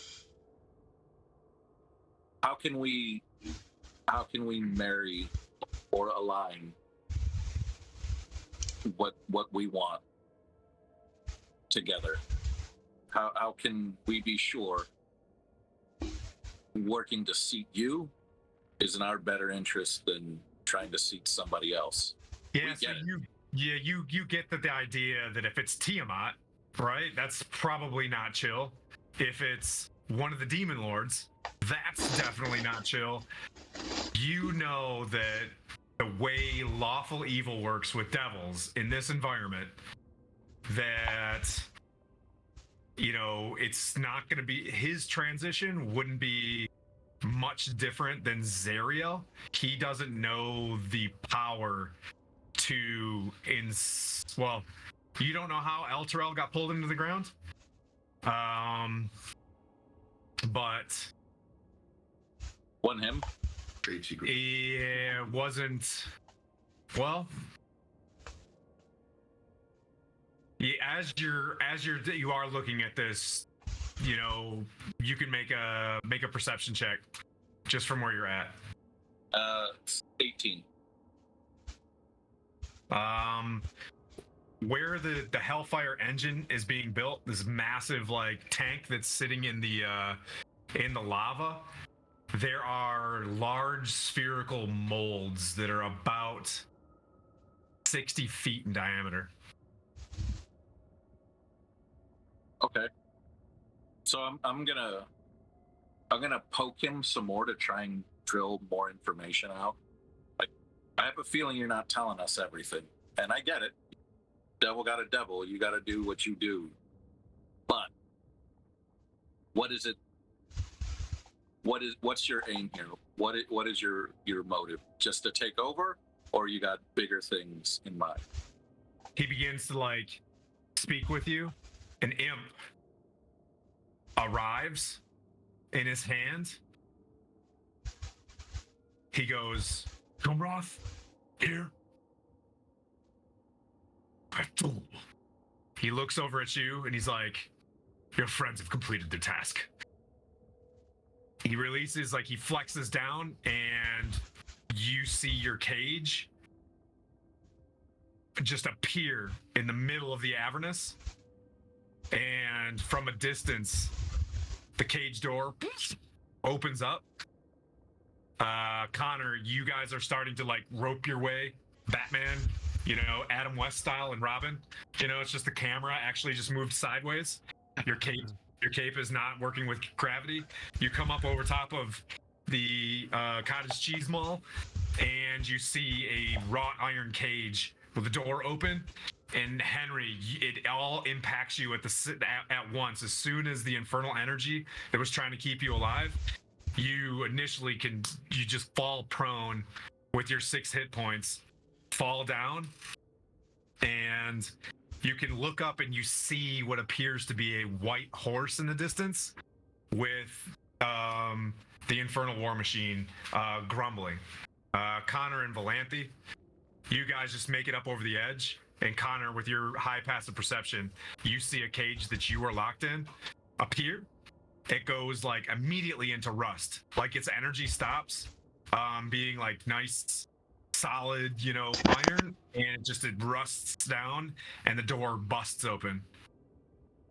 I rush over because I'm not sure who it is. It's either going to be my dad or Henry, and I don't know which at this point. So I go as fast as elvenly possible.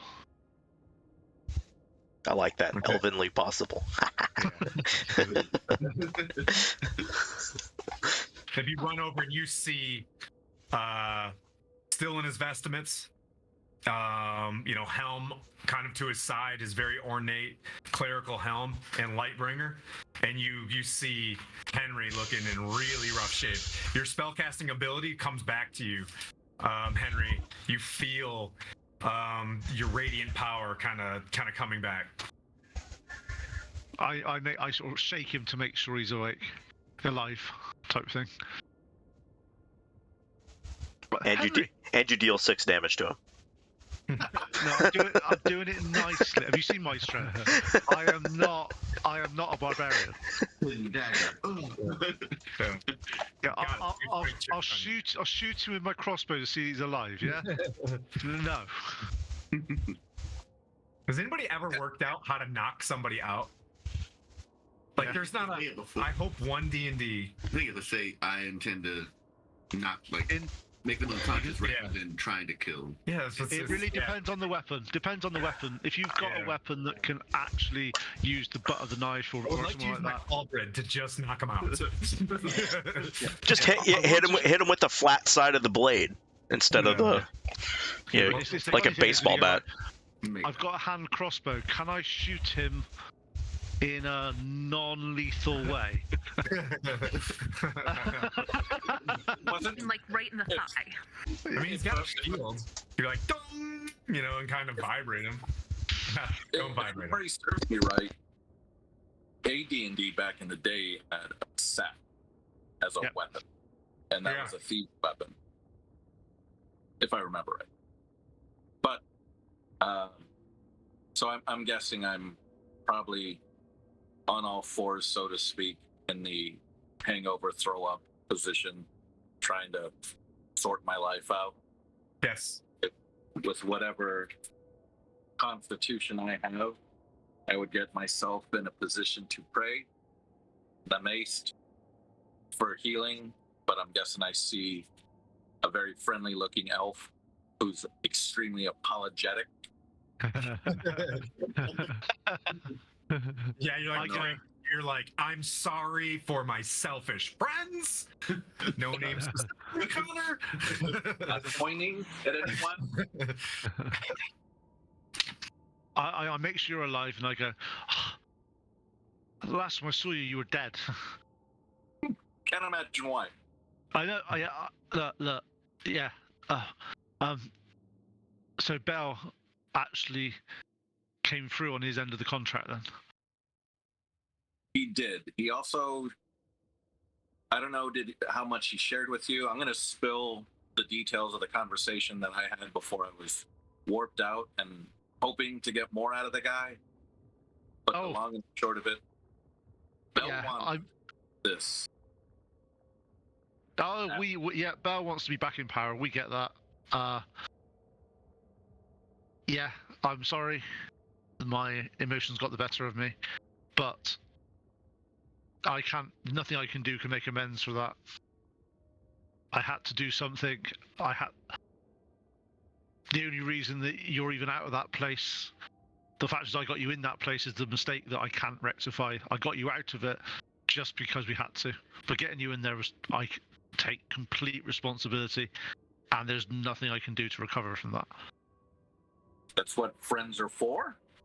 Mm-hmm. You know, I've always got your back. But Well, this hell thing, not cool, bro. it's not the best to say. It's having its effect. I don't want to be down here anymore. I need to rescue my father. I've still got 2 tasks to do on my contract. But the first one was the one that I needed to have on there, and that was to get you back. That's fair. But for now, we're gonna pray. Hold on. Amen. As you do that, Lulu comes over to you as well. Kind of floats up, golden holy font, kind of like, nuzzles you, Henry. Okay. So everyone who's around, you get 38 back. Dang. I think Valanthe needed that. I checked your. Everybody. I don't know if you took a short rest somewhere, but you were down to 17. They took 2. Yeah, I was hurting. Yeah. Yeah, you get 38, and I get, because I'm a divine healer, I get something too. Oh, we must have lost. D&D Beyond must have went down there. Thank you, Father Henry. Yeah, it's working. Can you do anything about this exhaustion? I'm not very happy at the moment. I suppose, actually, to be honest, just being around you at some point will recover that. Yeah, I can turn holy or water holy and spritz people. I know I can do that. I can. I'm pretty sure I have. Bless doesn't necessarily do anything. No, it'll be lesser restoration if you've got it, but don't waste any spell slots. We'll get it back at some point. Hold on. Okay. Valanthe's No, I have a tool for that. I think one of my weapons does something with that. Can short rest get rid of exhaustion? Where are we at exhaustion? I think a long rest gets rid of I think it's exhaustion. long rests, Yeah. but you're doing some different with celestial beings, aren't you? So Yeah, so he can get rid of with a single level of exhaustion, which the 2 of you have. The holy water and a prayer can pull you out of that. It's just that then the next one will be a 2. Where Henry is at, he's at gonna need Lesser rest. Yeah. He needs a long rest.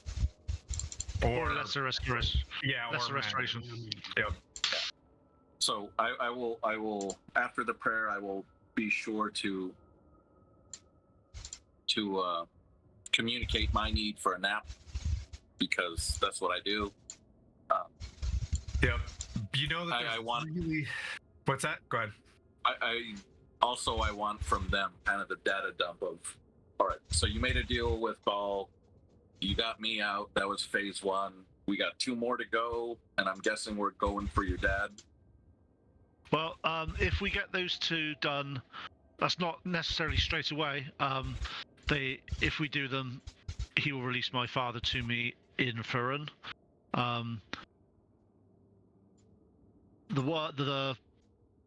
the one that's a bit more concerning. To be honest, the final task, which is to get rid of Zeriel and get him in power, that was potentially one of the options we had anyway.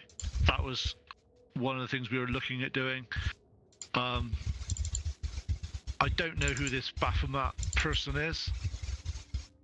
In brackets, I failed really, really badly on my rolls. I have no idea who it is.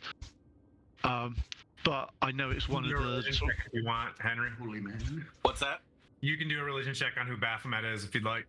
Yeah, absolutely. And that is a dirty 26. It's the Demon Lord. Well, is he a prince? Yeah, he's a he's a demon prince of beasts. Think minotaurs, mazes, just pretty terrible.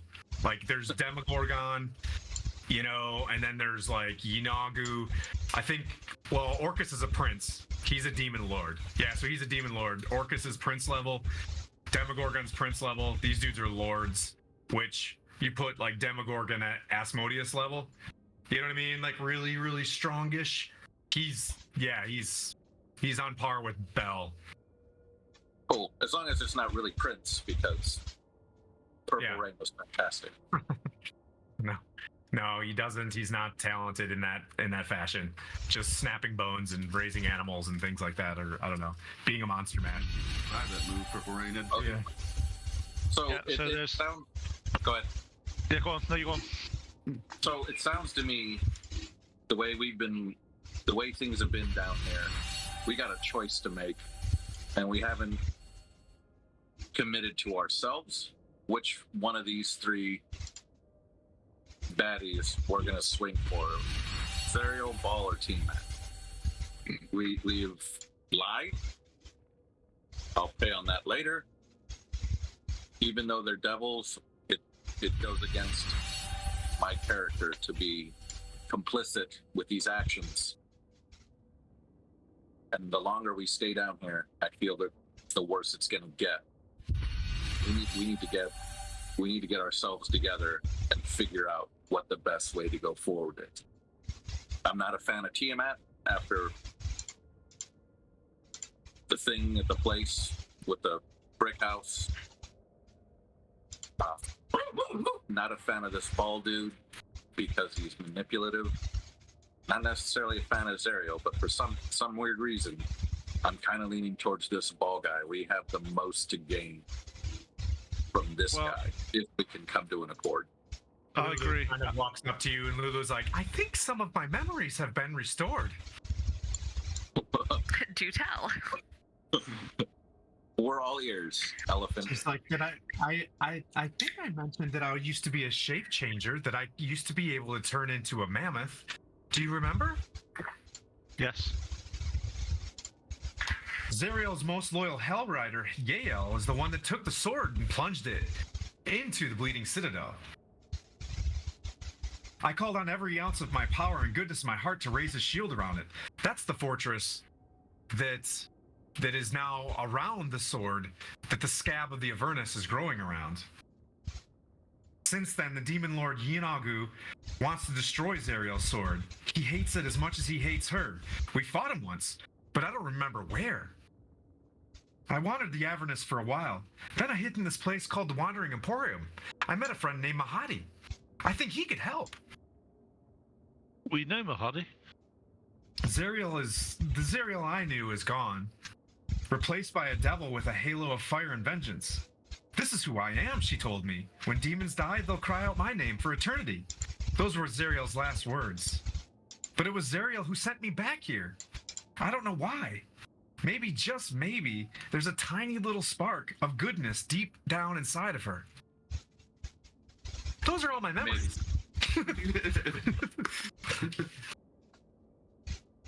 Would you like to return to the front of the menu? No.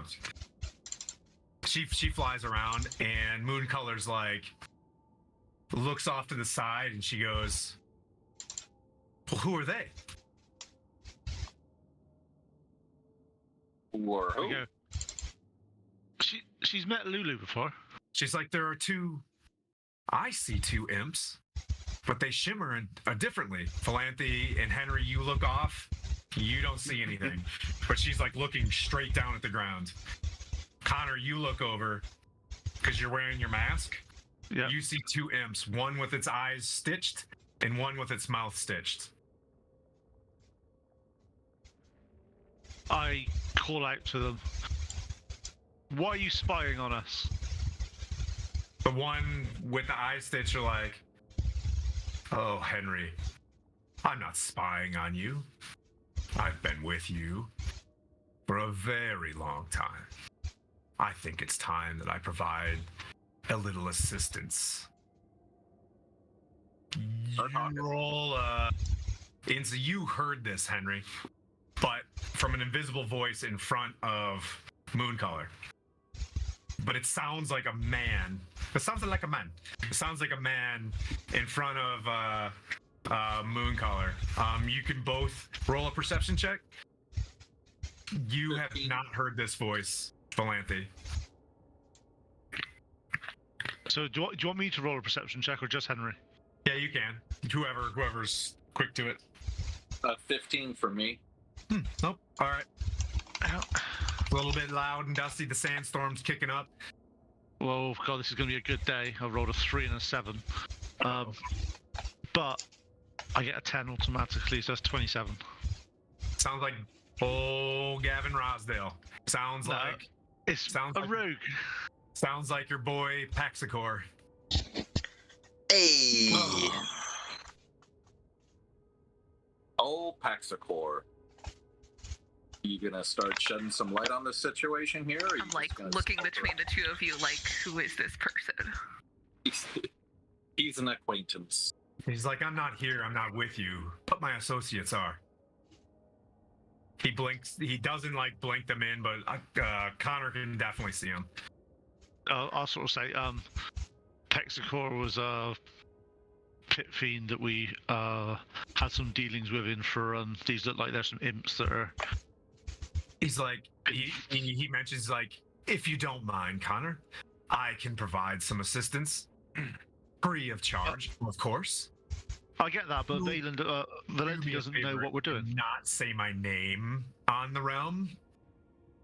Okay, we met this person that was a pit fiend. There was a really interesting person that was quite hard to follow. We had a bit of an issue to start with, then we got on his good side, bad side, good side, bad side, and I'm not sure where we are now.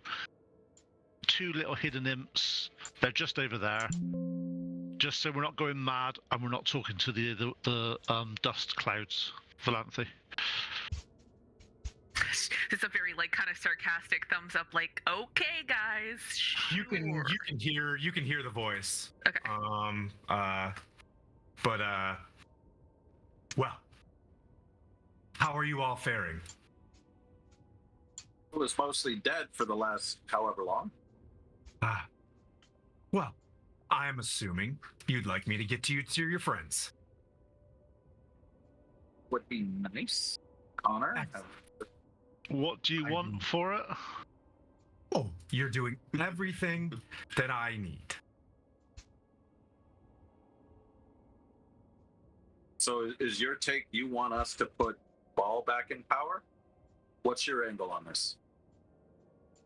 My angle is of no concern. I'm here for your welfare, of course. Insight with a bit more insight. I decide of insight. It's a dirty 20 from me. Yeah, 20. Yeah, so you know that he's greed and all this stuff. Your insight, the last time you saw pins and needles, you were in Mahadi dispatched both of those creatures to go tell you at the Wandering Emporium where your friends were at. You're getting the point now that those two pins and needles are also Paxicor's imps. So you've been here the whole time, driving us this way. I'm not from this plane. We have strict rules by Asmodeus. Okay. I can give nudges here and there. What are you nudging? What is? Let's just cut the shit. What's your? I'm guessing who we choose to support down here, who we champion for, and that Avernus is going to affect you and your dealings. What is Think I the think I'm outcome growing you a want? I'm growing a fantastic ambassador within your party. I would like to keep him safe. Hmm. You're catching a common thread of people telling you that you're. So yeah, roll a quick insight check. Well, fuck it, I already. You're getting 14. that the devils are constantly telling you over the past like little bit that your friends are being turned out.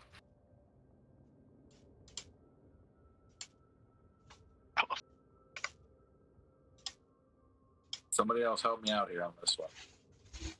I'm just trying to get to trying to figure out the angle. I don't feel right because I don't know the angle. To be honest, I think Paxicor is just trying to sow dissent, just like every other devil down here. Which is in lockstep with what they do. Well, that's Exactly. what you paid for, right? You paid in soul coin for this information. Did you not at the Wandering Emporium? He's coming through with it. Yeah. Yeah. I mean, just like flat out, it's just like you see a manifest a Wandering Emporium contract. There's just like, yeah, you paid for whatever goods and services. The imps happen to be his. God, you can't fit in there, buddy. Now, come on. Thanks, bud. Got a helicopter tail. Yeah, that's why you get dogs with no tails Aww. and Oh, short my legs. that. Yeah. I get him a prosthetic. Yeah. Connor, are you doing math?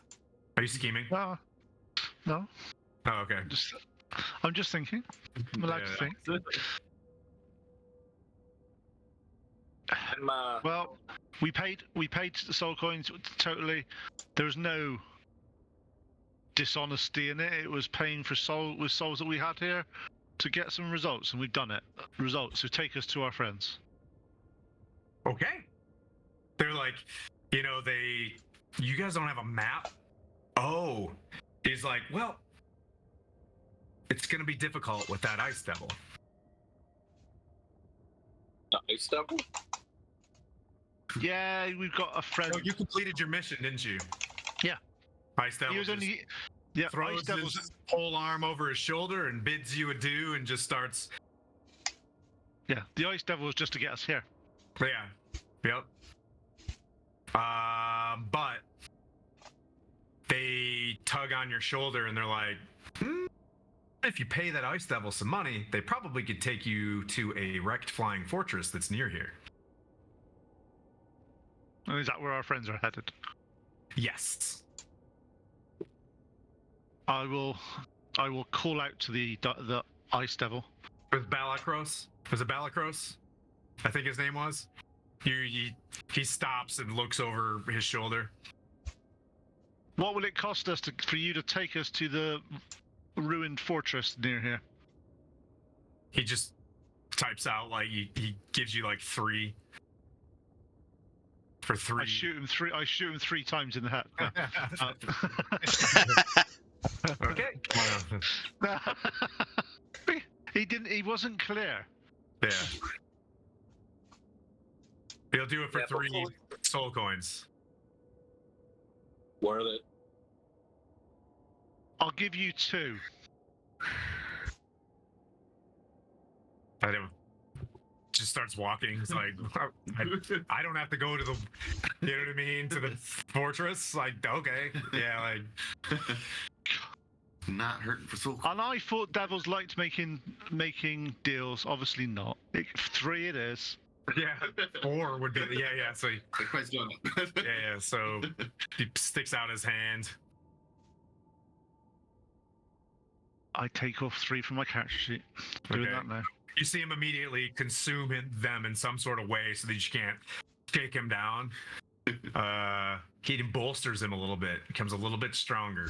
You know what I mean? Oh. He gains plot armor. That's okay. We'll take him down. I'll take him down a different way later. It's fine. Charisma spells now. You got charisma spell casting abilities. Charisma saves all day long, except for Kaigon. I'll never do that again. All right, so but he points you. He latches himself on the front of the infernal war machine and just starts pointing off in a direction. We'll head that way then. That at the same time, and this is where we'll pick up on our next quick break. We'll assemble the Avengers. With party number 2, if you guys are there right now, is there anything you want to do with the Cerebrix before you guys leave? To do with it? Yeah. Search the guys you've killed. Well, not with I thought the. it left already. Yeah, I thought it. Yeah, I kind of thought it You already was did that? had left. You guys already left? Okay. We No, I decided. thought Well, the no. We thought Cerebrix flew the away. Cerebrix had already left. Cerebrix left. I mean, do you want to do anything in that area? Oh, Yeah, search. We saw a spellcaster. Let's search the spellcaster. Yeah, so go ahead and give me a group flat perception rolls. So everybody give me a perception check. Nat 1, baby. Okay. Got you guys. 14. Nat 20, 29. Sweet. Okay. First combined, we're 15. And then so then you got a what? 14. Okay. So we're average about 14. He had a fox has a ring on its hand, a bile-stained robe that you can take or not. 2 potions that are about the size of about a 15-pound kettlebell and have red liquid in it, floating with silvery aura and silver fletching around the outside. Could use a fletching too. Got a good pull on that one. Nope. All right, and then 6 soul coins.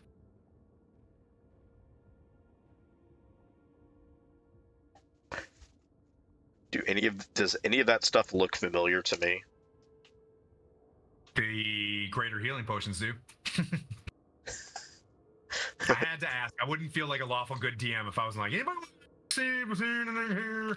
Because it's a long road ahead. And then you guys kind of get back on the ship and depart. Yes. So, Henry, while we take this rest or whatever, you may take a short rest. Everybody, you guys in the vehicle may take a short rest. Party number, the barbarians, you guys are taking a short rest. And if you look over top of this Indiana Jones map, you see the red dots, 2 conjoining red dots heading towards each other with a wrecked looking ship at the top of this thing.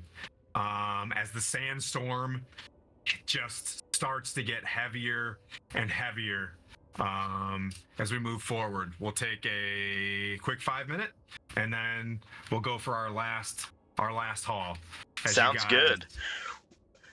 Just real quick, Alec DeJean wanted to throw a heal to the person with the lowest health. I think that's Henry. Yeah. Henry needs some health. See? So Yeah. Thanks, Alec. Henry Hey, gets buddy. Henry gets 1 HP. Thanks for watching. Hey, we'll take it. Thank you. Are you telling me if we get more people to do that in our last fight, we might live? No. With caveats on this one. Well, no. We can get some bots going for this. Right at the end, we suddenly all get healed from 100 people. It's like, what? Yeah, you got 4 cell phones going at the same time, long-time follower. My name's not Connor, 2221. Yeah. Yeah, let's take a quick break. And then Sounds good. We'll be back. We'll be back.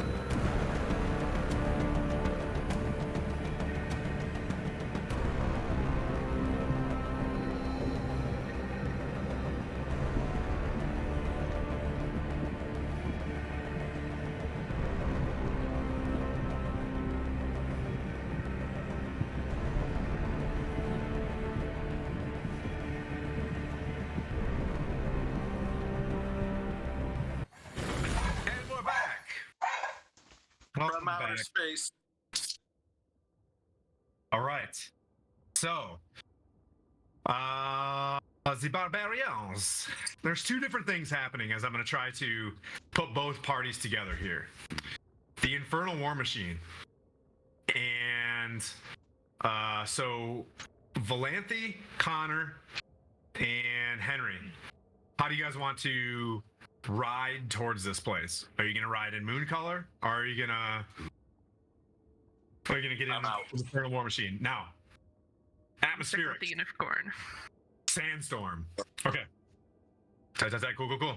Staying on the unicorn. Copy. So can we do this Mad Max stylely by being on the front of the Infernal War Machine, holding yeah. out like this, looking forward to see what's happening? Yeah, but I'm gonna say if the weather it's like strong. If the Infernal War Machine starts rolling, being inside is gonna be way better than being on the outside.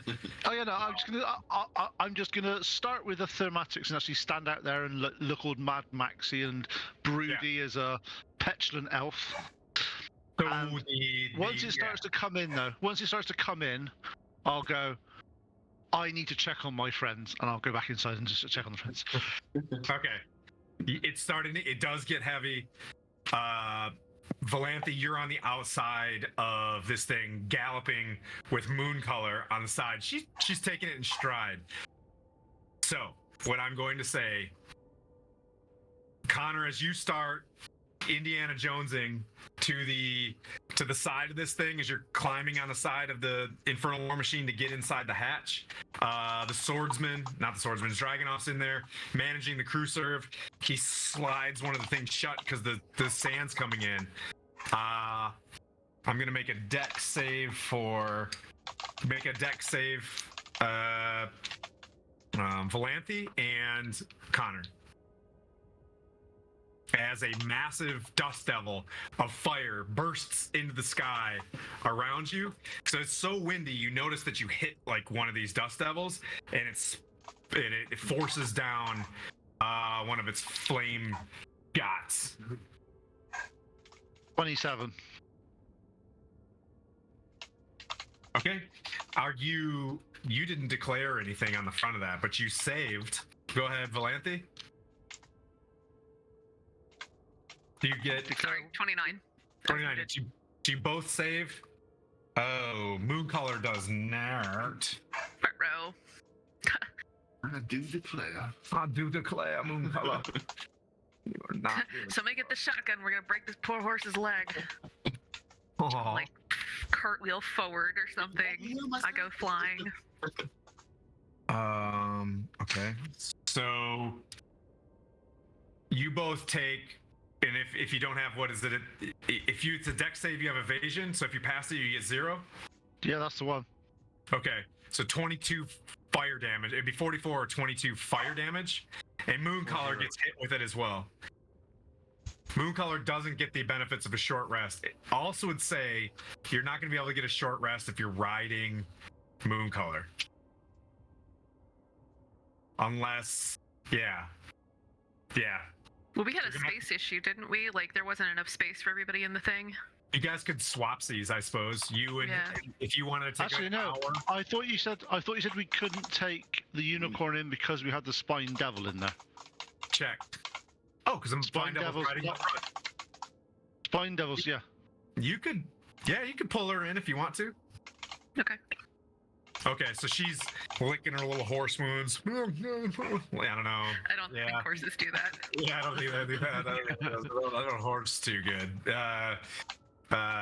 It's real snug in there with a holy font and all sorts of stuff. We're trying to get to the arc over here. But the damage to the Infernal War Machine was pretty bad.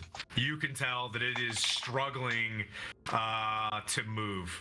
Manu, Kaigon, Mirren. You guys are pulled up. You guys have the benefits of a short rest. I have not. You guys have not. You guys are 17s. Correct. Yeah. What's your level?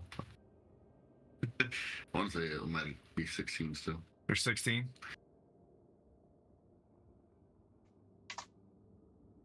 Yes. Okay.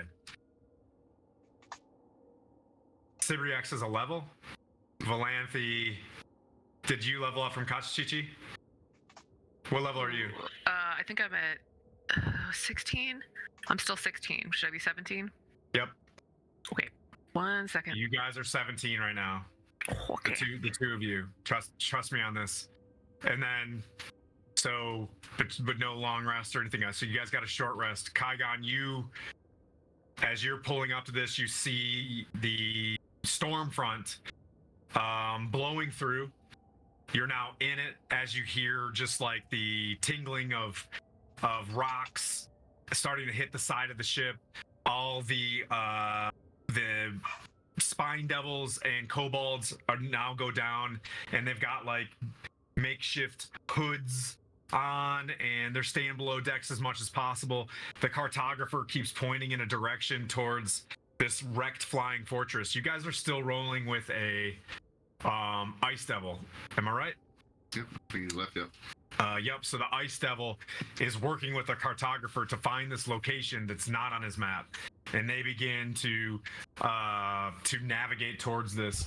After a moment, Kaigon, you see what looks like 80 feet of that looks just like a massive scabbard-like object.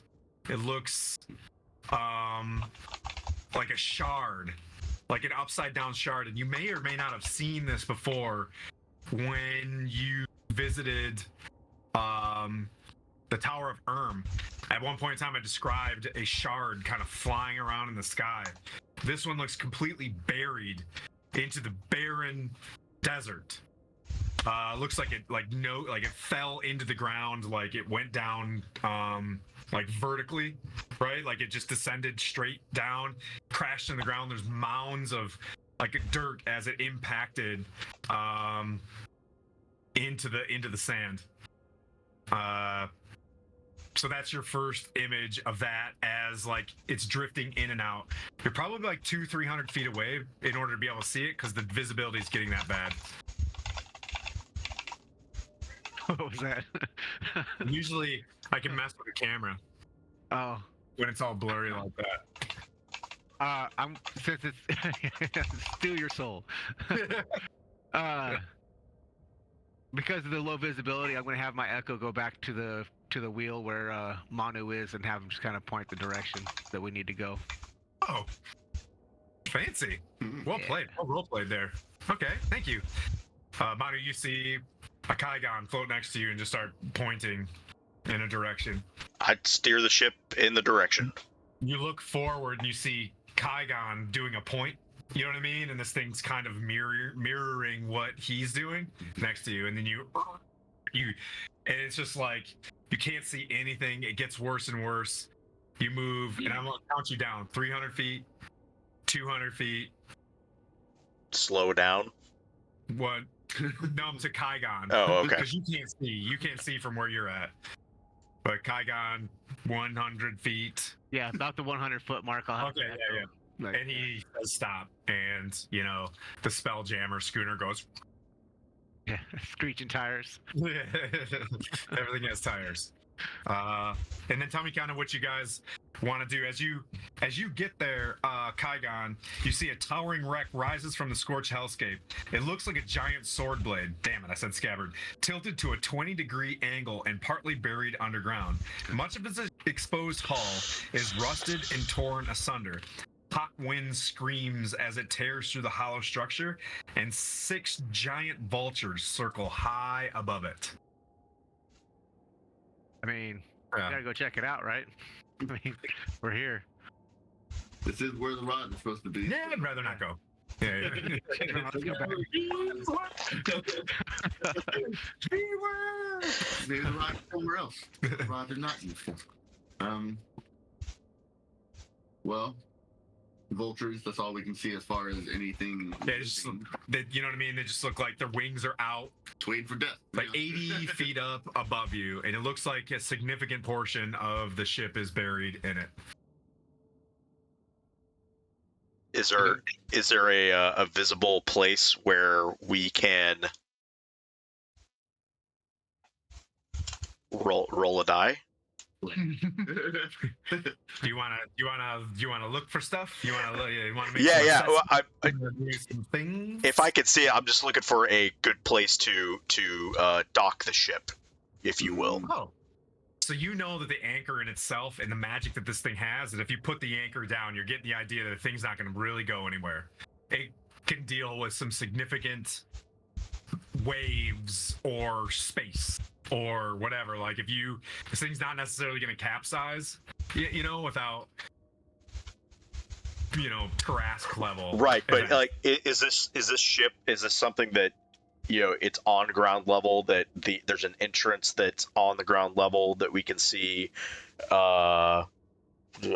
That's 29. Okay, so you pull up to this thing. Before you weigh anchor, you take out your eyeglass and you look up and down this thing. From the top, you see what look like reddish, tinted window, and you see what appears to be a hole where the command deck probably is. Sparks from the inside are flashing like blue and red. Okay, you see something, and then but the vultures are spinning around in that area. Below it, you see. Is everything okay, buddy? Oh, fun. Oh, okay.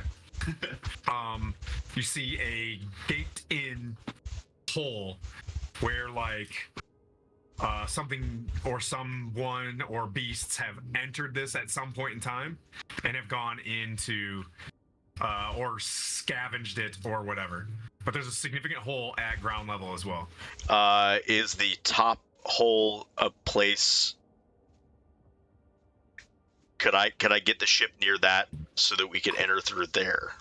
It's 80 feet up. Okay, so no. Gotcha.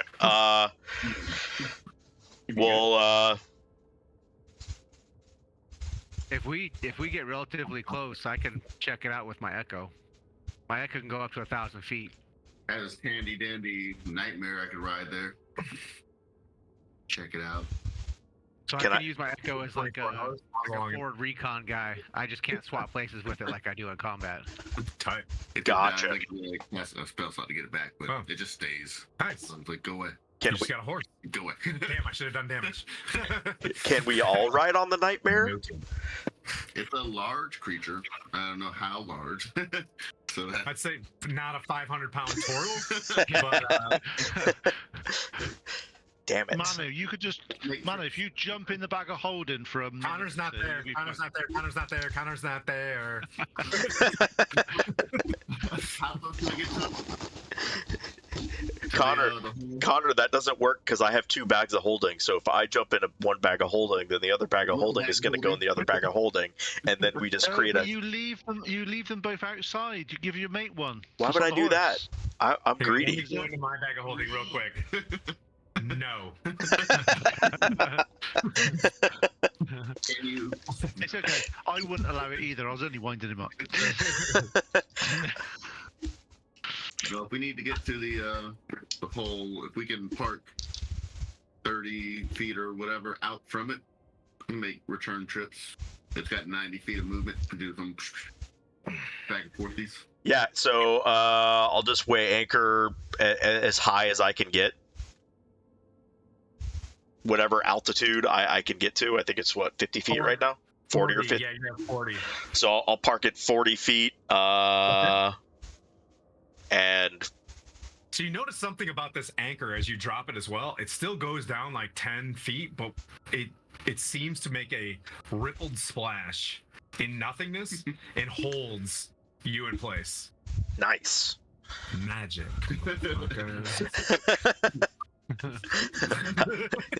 I watch that and I go, I love this ship. Yeah. The ship's like, I love you too. You on your turtle boat. And then I look at all the I just look at Fedge and everything's like, we're doing this again. We'll be back. Keep Okay, so where are you guys heading? I'm sorry, I was all. I think we're gonna shuttle back and forth from the ship to the top, the command deck. The The nightmare. the nightmare, yeah. Okay.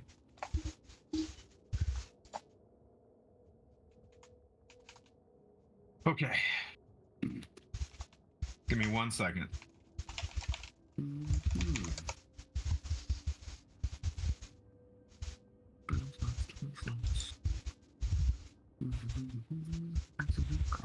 Well, as you get within 40 feet of the command deck on the Reich wave, you guys will roll for initiative as what appeared to be just nice vultures. They keep getting bigger and bigger as you like get closer, as massive demon flying looking vultures begin to descend down the ship, and I will change the board to look a little different. Ooh, Yeehaw! getting good initiative right now. Sorry, build with Titans. We'll get to you next week. We can't even meet up without having a fight. Let me pull that back. I think I'll just. That's okay. We get to come in and save the barbarians. It makes us look good. We don't need saving. Yeah. Right, you heard that, guys. We watch this fight and see what happens. Cool. Y'all need Jesus. I got a shiny new potion to use, so. Yeah. Church is free, but they can't afford it. Hang on, did you just say you want to replace Henry with a potion? Maybe. I am Just fine. watch your words carefully, is all I'll say. Henry is listening. That's fair. That's fair. You're muted, Henry. Yelling at Her Majesty's finest corgis. They don't listen to anybody, corgis. No, I got the wrong they're camera. jerks. They're funny, but they're jerks.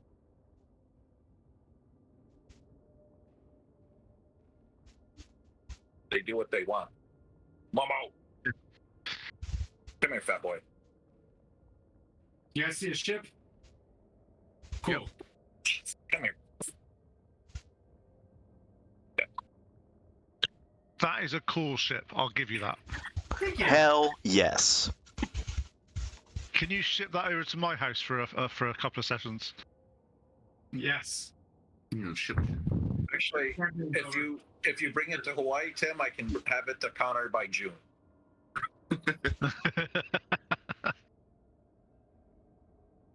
You still haven't sent me the dates on that, by the way, yet.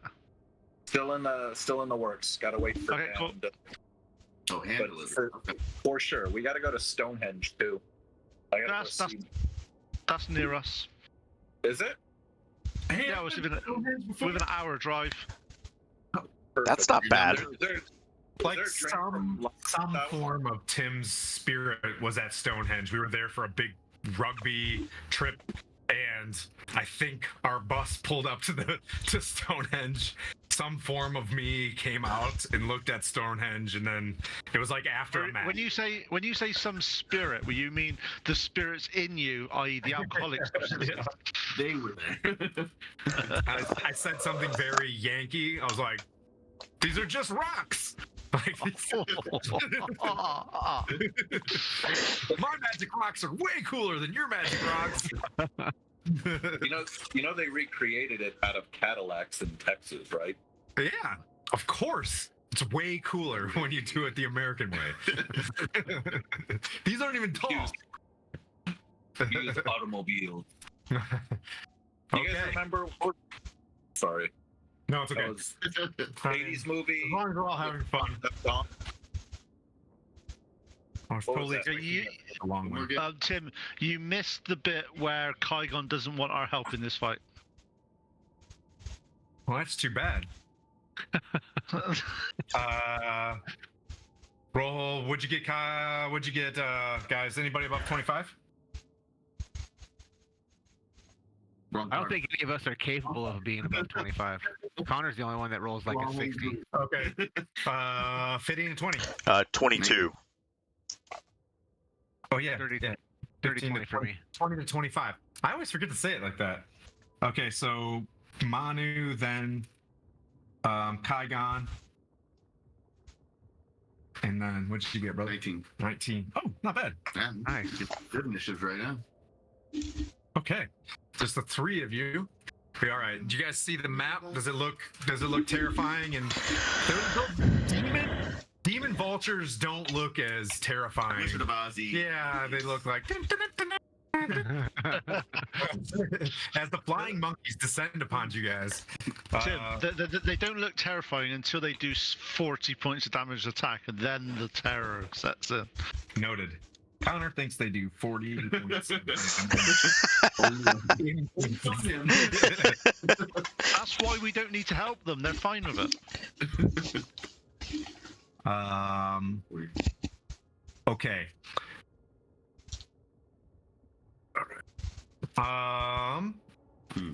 Manu, you climb up these things, and these things like spitfire nose down on you.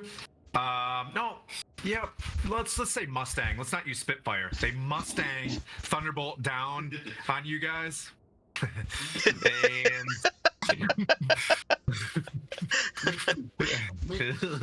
they come, they sop with camel down at you. Snoopy. I don't know why I thought Ford Mustang. Oh, that's funny. So Manu, you're the first one that looks up as the spine devils try to adjust the ballista, and it can't, pitch. It can only yaw. Right. So they're trying everything they can do, to get something underneath it. As 6 of these things descend and swirl upon you. 3 of them are about to hit the deck. Go, Manu. How close? What's the closest one to me, and how close is it? How far away? 40 feet as they begin to descend upon you. I'm gonna go to the one that's near the ballista. Okay. Or each one of those is 2. Yeah. Each one of them is 1. 3 outside the ship. Oh, there's 3 outside the ship. 3 Okay. outside and 3 in. Came down. Yeah, I'm running to the ballista. Okay. And just rage and start with yeah.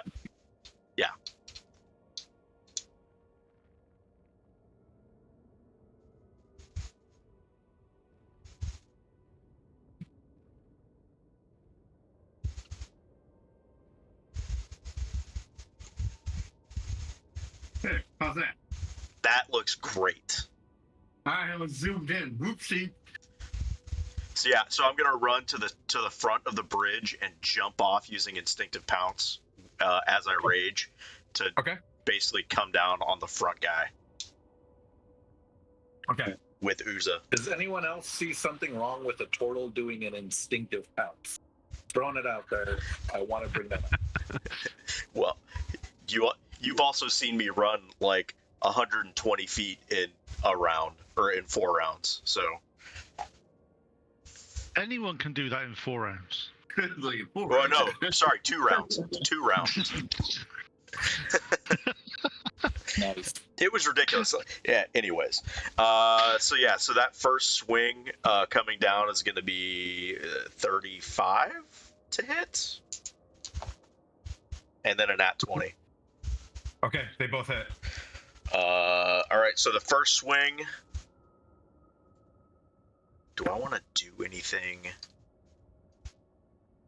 Quite the instinctive pounce. Right. Get there. Now what?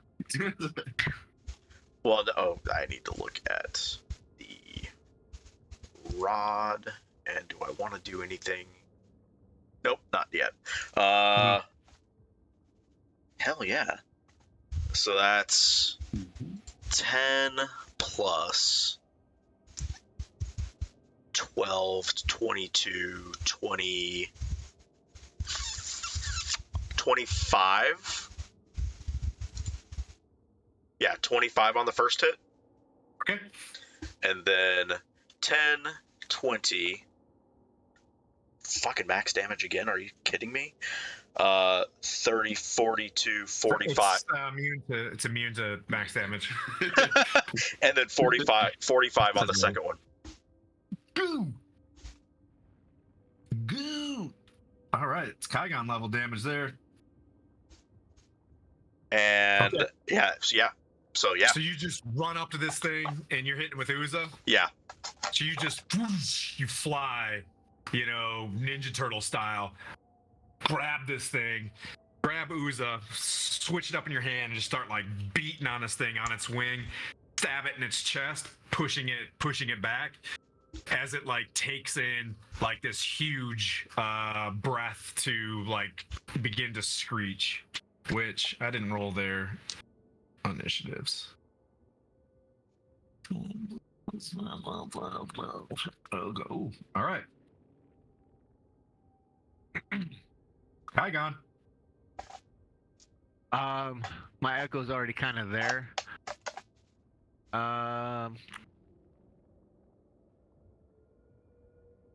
Yeah, I'm gonna go to the one that's farthest away from the camera with the echo, Okay.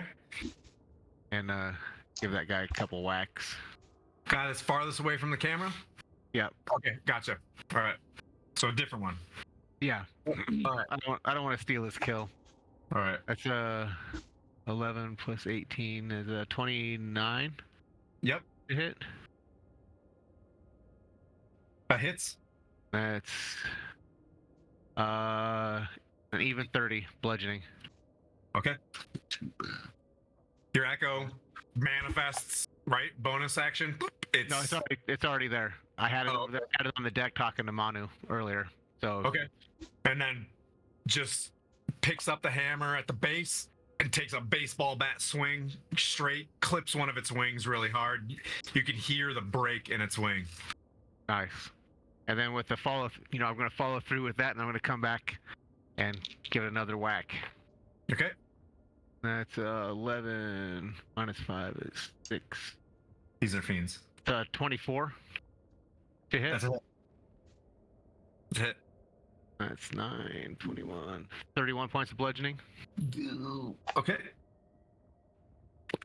You feel the wing, as you hear that break, and you take advantage of it and keep smacking down on its wing till you see it go like lame. That one wing. Okay. And that's it. I'm done. All right. Mirren. Okay. I don't know if I need to do that here. I'll roll for the crew. The crew gets the last. Yeah, I'll save spells. I don't think I need the rock spell slots for this one. Had a good idea, but I'm gonna save it for another day. Alright, so they're pretty beefy. They haven't been taken down yet, so I'm gonna go full force with. So I'm gonna jump on the mount so I can get that advantage. Are they large creatures or medium? What are the size of these creatures? Large. Oh, never mind. No advantage there. I'm gonna be on it anyway, so in case we gotta go somewhere. Are you on the nightmare? Yep. Tight. Jumping on. No. I like this. Cool. It's very nightly. Yeah. Alright, so no advantage, but I'm gonna do both attacks on. There's literally no room on this schooner, by the way. It looks just like a refugi boat. It's just like... For I was gonna say we got turtles. both the Tygon. Try and give him some leeway. Okay. So this is a third V-Rock that hasn't been hit yet. Okay. Okay. Alright, so that'll be a 17 and a 20 to hit. Both hit. Okay. No. Yeah. The first attack will be 16 plus 7 is 23 plus 3. So 26 plus 7 is 33. Alright, 33 damage on the first attack. Okay. And 9, 15, Tygon, in front of you, you see this massive black charger with flaming mane and Jermaine and Maine and Mirren. And Maine. Yeah. With his Holy Avenger comes swiping down. And 28 damage on the second attack, Okay. which will be immediately followed up with the Nightmare attempting to hoof him in the face with a 9 plus what? All right, so 15 To hit. to hit. Hits. Okay. So then he does. Let's see. He gets a hoof attack. Hooves. His hooves. 2d8 plus 4 plus. Yikes. All right, so It's a 5, D8. 10. Just, so 14 bludgeoning plus 7 plus 2d6. Whoa. 7 plus. Okay, so plus 7. 7 fire damage. Damn. Oh, non-magical attacks. Total? I'm sorry. No, so the hooves were 14 and then 7's 21, Okay. but 7 of that's fire.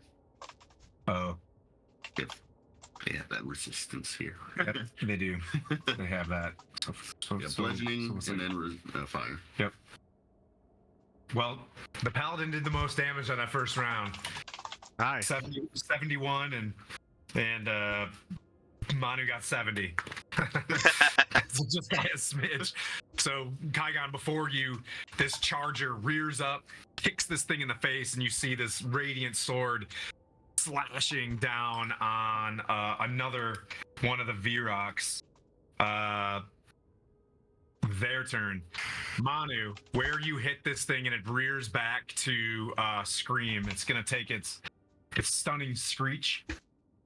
Heroic screech. Make a Constitution saving throw. 27.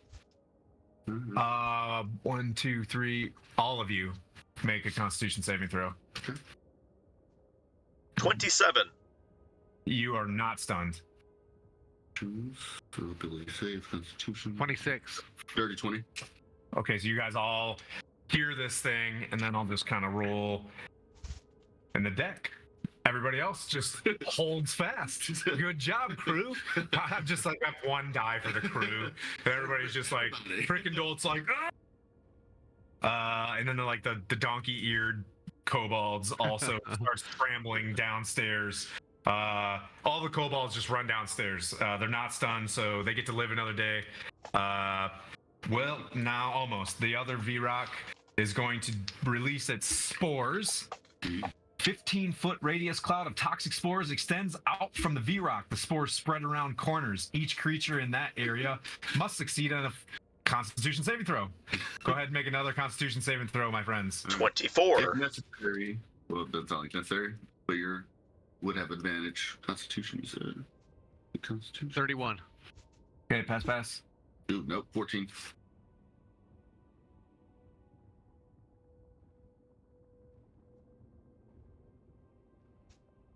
Okay. The crew, as they try to get away, do not pass on this saving throw. Oh no! And that's the one that 1 to 10. oh, I'll roll again. Yeah, no, they didn't get it again. I rolled an 8 and a 9. Let's see. So Kaigon took one, and this last guy is gonna see that the effects of the magic aren't like working, so it's gonna go just harden the paint on the closest is Mirren. All right, so it is going to Rock makes 2 attacks. 18, 1 hits. That's his Talon. Does a 25 hit? It does. I know the other one did not. It's 6. So 2d10 plus 3.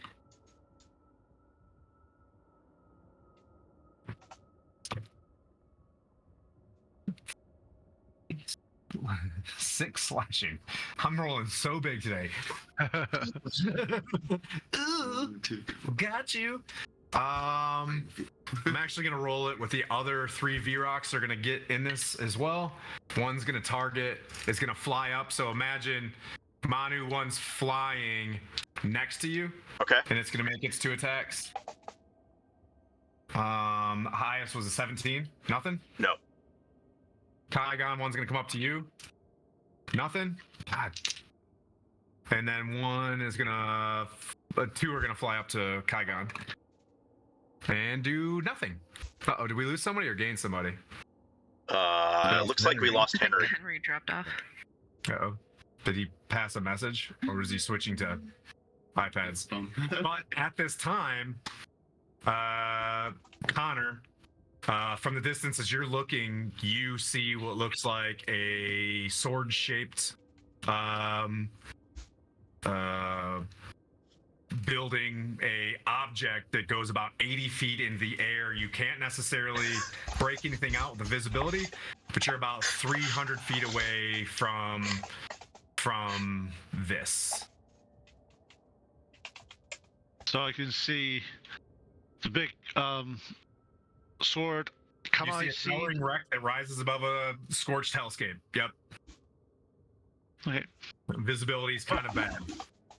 Well, I say to the rest of the team, looks like we're heading towards this big sword. If the sword is the airship. You hear from Lulu, this is a weapon made for an archdevil ravaged in battle and ripe for plunder. I don't know why she would say that, but she did. Right. Yeah, I forgot to do the cartographer message when you guys ran in here. So, so Lulu But, said it. but we said we were heading towards the sort of damaged airship that's crashed. So is this the airship or is it a big sword? Yeah, you can.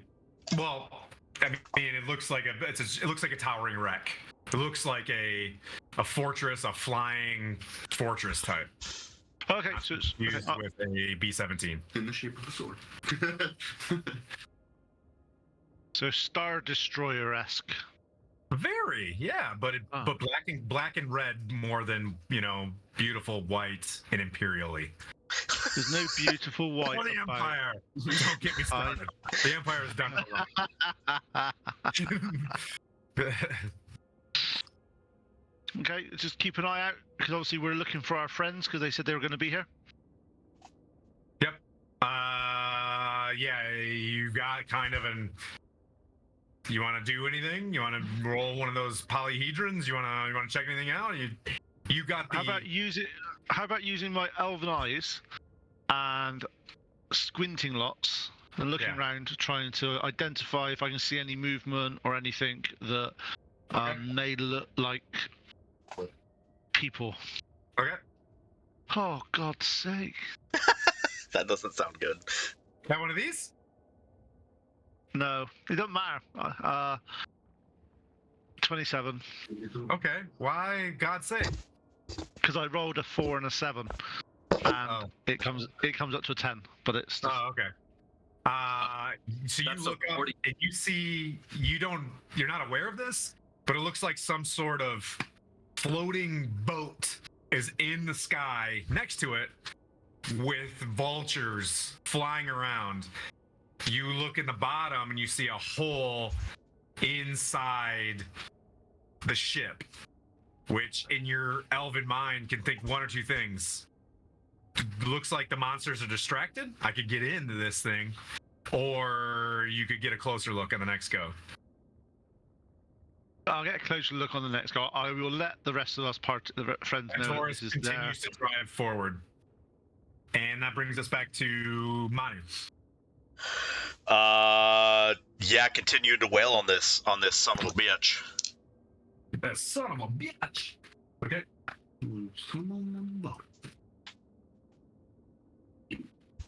Ooh, those are some low rolls, but it's plus 18, so 27 on the first swing, and 29 on the second swing. God, those are really bad. Oh yeah, so bad, so bad. You're right. They don't hit. No, it's plus 18, but it's like, oh, it's an 11. That's the that's 55. The only way I can hit you guys if I roll 19s and 20s. So No, it's that's like true. real tough. All right, so the first swing is going to be 20. 5. Yeah, 25. And the second comes down with 19, 22. Both hits? Yeah. With Uzo? Yeah. All right, yeah, you whack on this thing, and that one falls. You moved up to the very front. You moved up to the front. Yeah, so the one next to the Ice Devil is the one that in my mind he's attacking. So there's the Ice Devil hanging off on the wing. Okay. See him there? Not yet. Right here. Yeah. So that one just died. He moved that. Yeah, go ahead and replace it with that one. That's fine. And if there's another one close by, Yeah, there is another one right next to it. I'm gonna just bite it. Okay. Yeah, so that is. Well, I forget what. Oh, it's with my strength. So 15 to hit. That's a hit. I don't want to get confused. No, Hell yeah. 13 piercing. Okay. On a bite? Nice. Yeah. Okay. I'll say new Manu over here. This guy's dead. 13. Trying to keep track of this thing. Okay. All right, is that it? That's it. That's all for me. Okay, so yeah, you're able to hit one that you've been working on. It falls limp, falls to the ground. Connor, you see one of the well, now it's a Spitfire. As it falls, you know what I mean? Straight to the ground. As it tumbles, you know, in a circular fashion and hits the deck. What planes were the French God using bless the RAF. again? What planes were the French using again? I don't know. Yeah, Naga, not gonna work here anymore. Yeah. Yeah. That's Kaigon. All right. I will keep working on the guy that I started on. Okay. That's 28 to hit. That's a hit.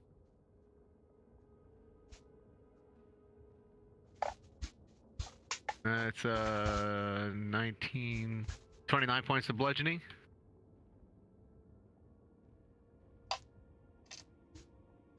Okay. You start working on the other wing to keep it immobile, and you hit that thing. You know right where to hit it. You take it up just, outside the shoulder and snap whatever bone that thing had. And it is struggling. All right. I'll go ahead and finish it off. Okay. That's 28 to hit. It's a hit.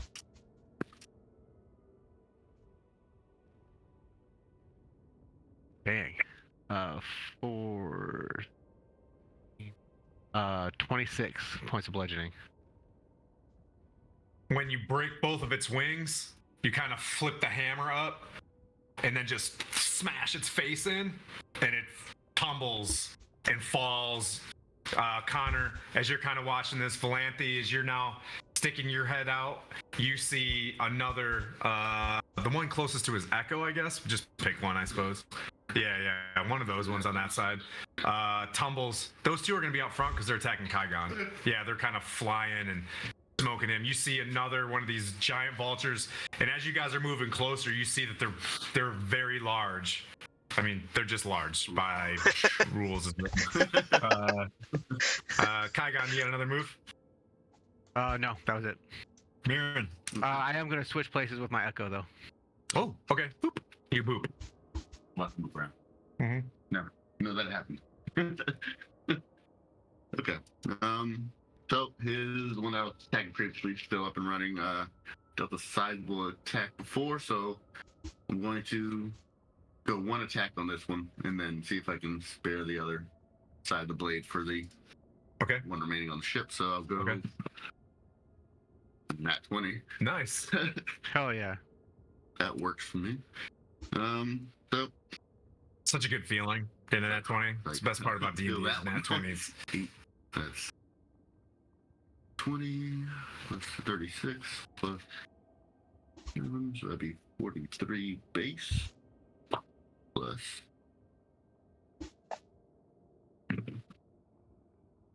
11, 18, plus an 18. Alright, so 61 points of damage. As you, The one that yeah. previously. Yep. You can see that its head kind of moves, scanning for like another target. And as it does that, you take the Holy Avenger and just lop its head straight off. It leans back, and Valanthe, you see another one fall from the ship straight to the ground. So that being done, the remaining one on the ship will be who I go after. So get that one going. Alright, so that'd be a 25 to hit. And I'm gonna go ahead and roll for the horse as well. Which will be a 18 plus. Where did that? 24 to hit. It's a hit. Okay, so both was hit. So I'll roll mine first. For those that aren't in the chat that are watching this, get yourself into the chat and type "I love Stronghold" to get yourself on the list for this giveaway, and we'll do the drawing at the end of the stream. So 25 You can play damage with it. from me. You can play with it. And the hooves do, let's see, 2d8 plus 4 bludgeoning.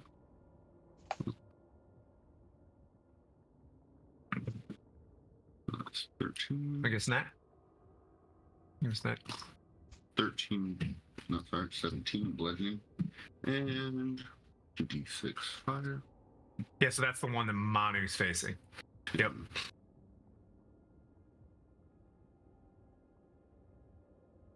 I've never made it as a paladin past level 5, so I'm really waiting someday to get to this level. Oh, math.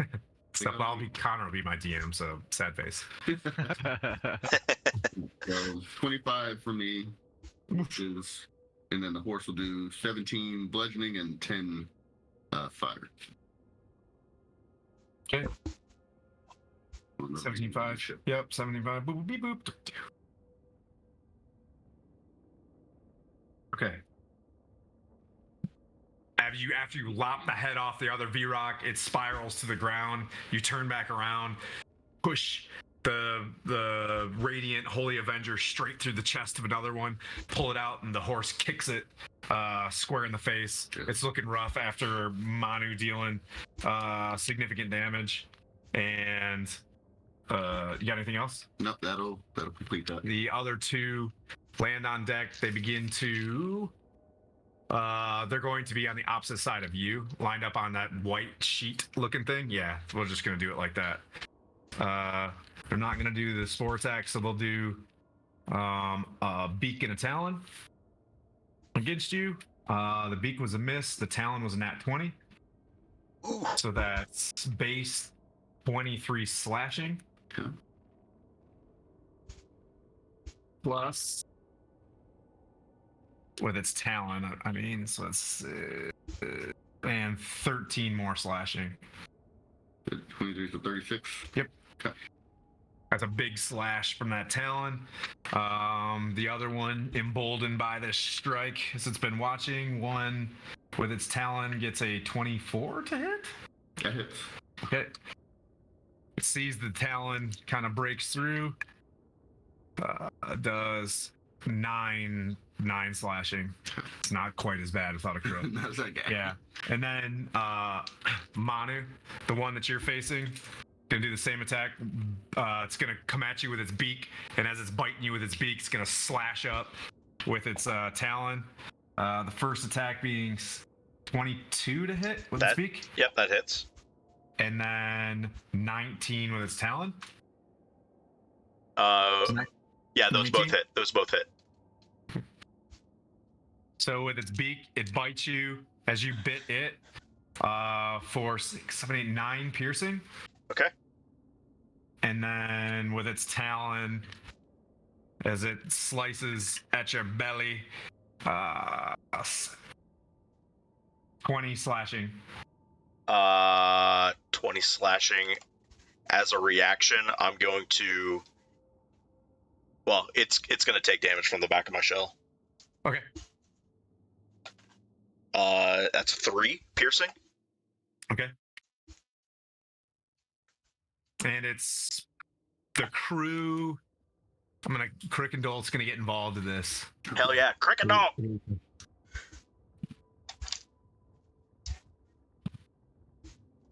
Ooh, good job, Crickendolt. And 13. Crickendolt's got like a pretty good sized glaive, and he does 13 damage himself. Look at getting in there. Get it. And you hear him Get it, just like, Crickendolt. "Earwax!" He's like crying because earwax is in his hand, limp from one of the spore attacks. Cricket dog. Get it. Okay. Manu. Oh, Connor, you're now 200 feet out. And Valanthe, you're 200 feet out, and Henry, you're 200 feet out. And Can we see them now? yeah, you get the sense. Make one more perception check. Come on, make a decent roll. 15 plus that, so 32. You see, and you haven't seen him in forever, you see hanging on the side of this ship a large shell with spikes on its back, with a tricorn hat and periton horns, with a huge blade, just a pole arm, halberd, smacking these gigantic demons. And as you get closer, you can see them on the ground, littering the ground below it. I say to these guys, it's Manu. I can't see the others at the moment, but it's Manu. And I tell Lantoris to go faster, push this to its limits. Push it to the limit.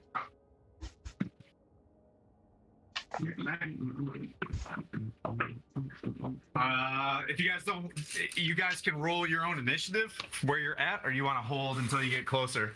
You're 200 feet out. The end of this turn, we will be in range.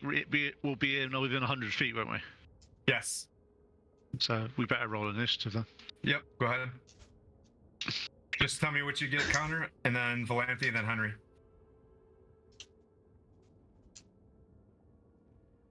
19.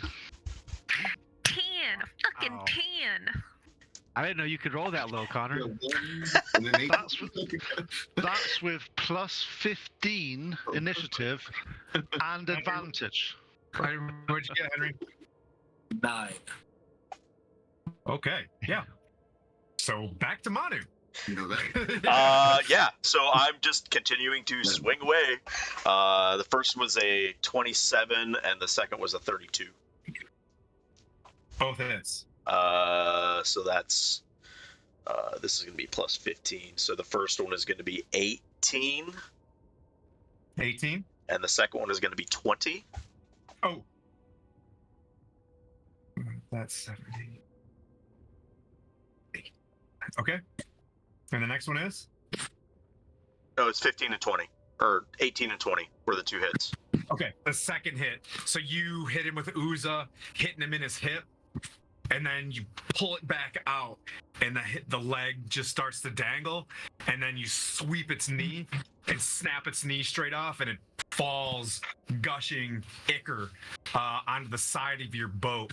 It splashes, and you can see the ichor stain the side of the boat like forever. It's got a really cool ichor stain on the side of it for future reference. Yeah, and then I will run to the other side of the boat and bite one of the other ones. Okay. And that's going to be let's see, that's plus 9, so 28 to hit. It's a hit. And that 13 piercing. Damage. 13 piercing. Yep. Okay. You run over and you bite it straight in the stomach Yeah. as it grabs purchase on the side, so it's not like flying anymore because you bit it.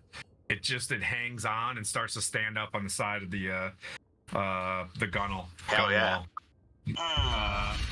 All right. And that's it. Kaigon.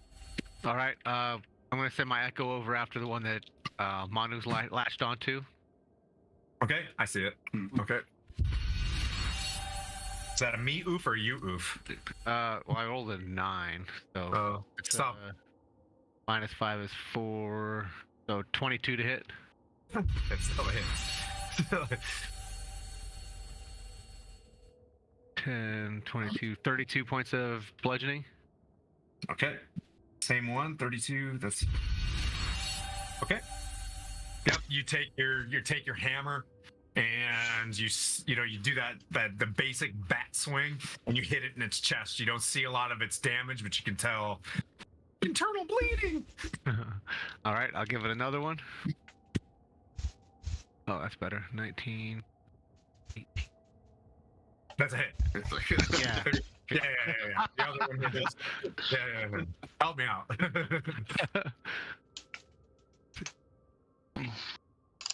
It's 28 points of bludgeoning.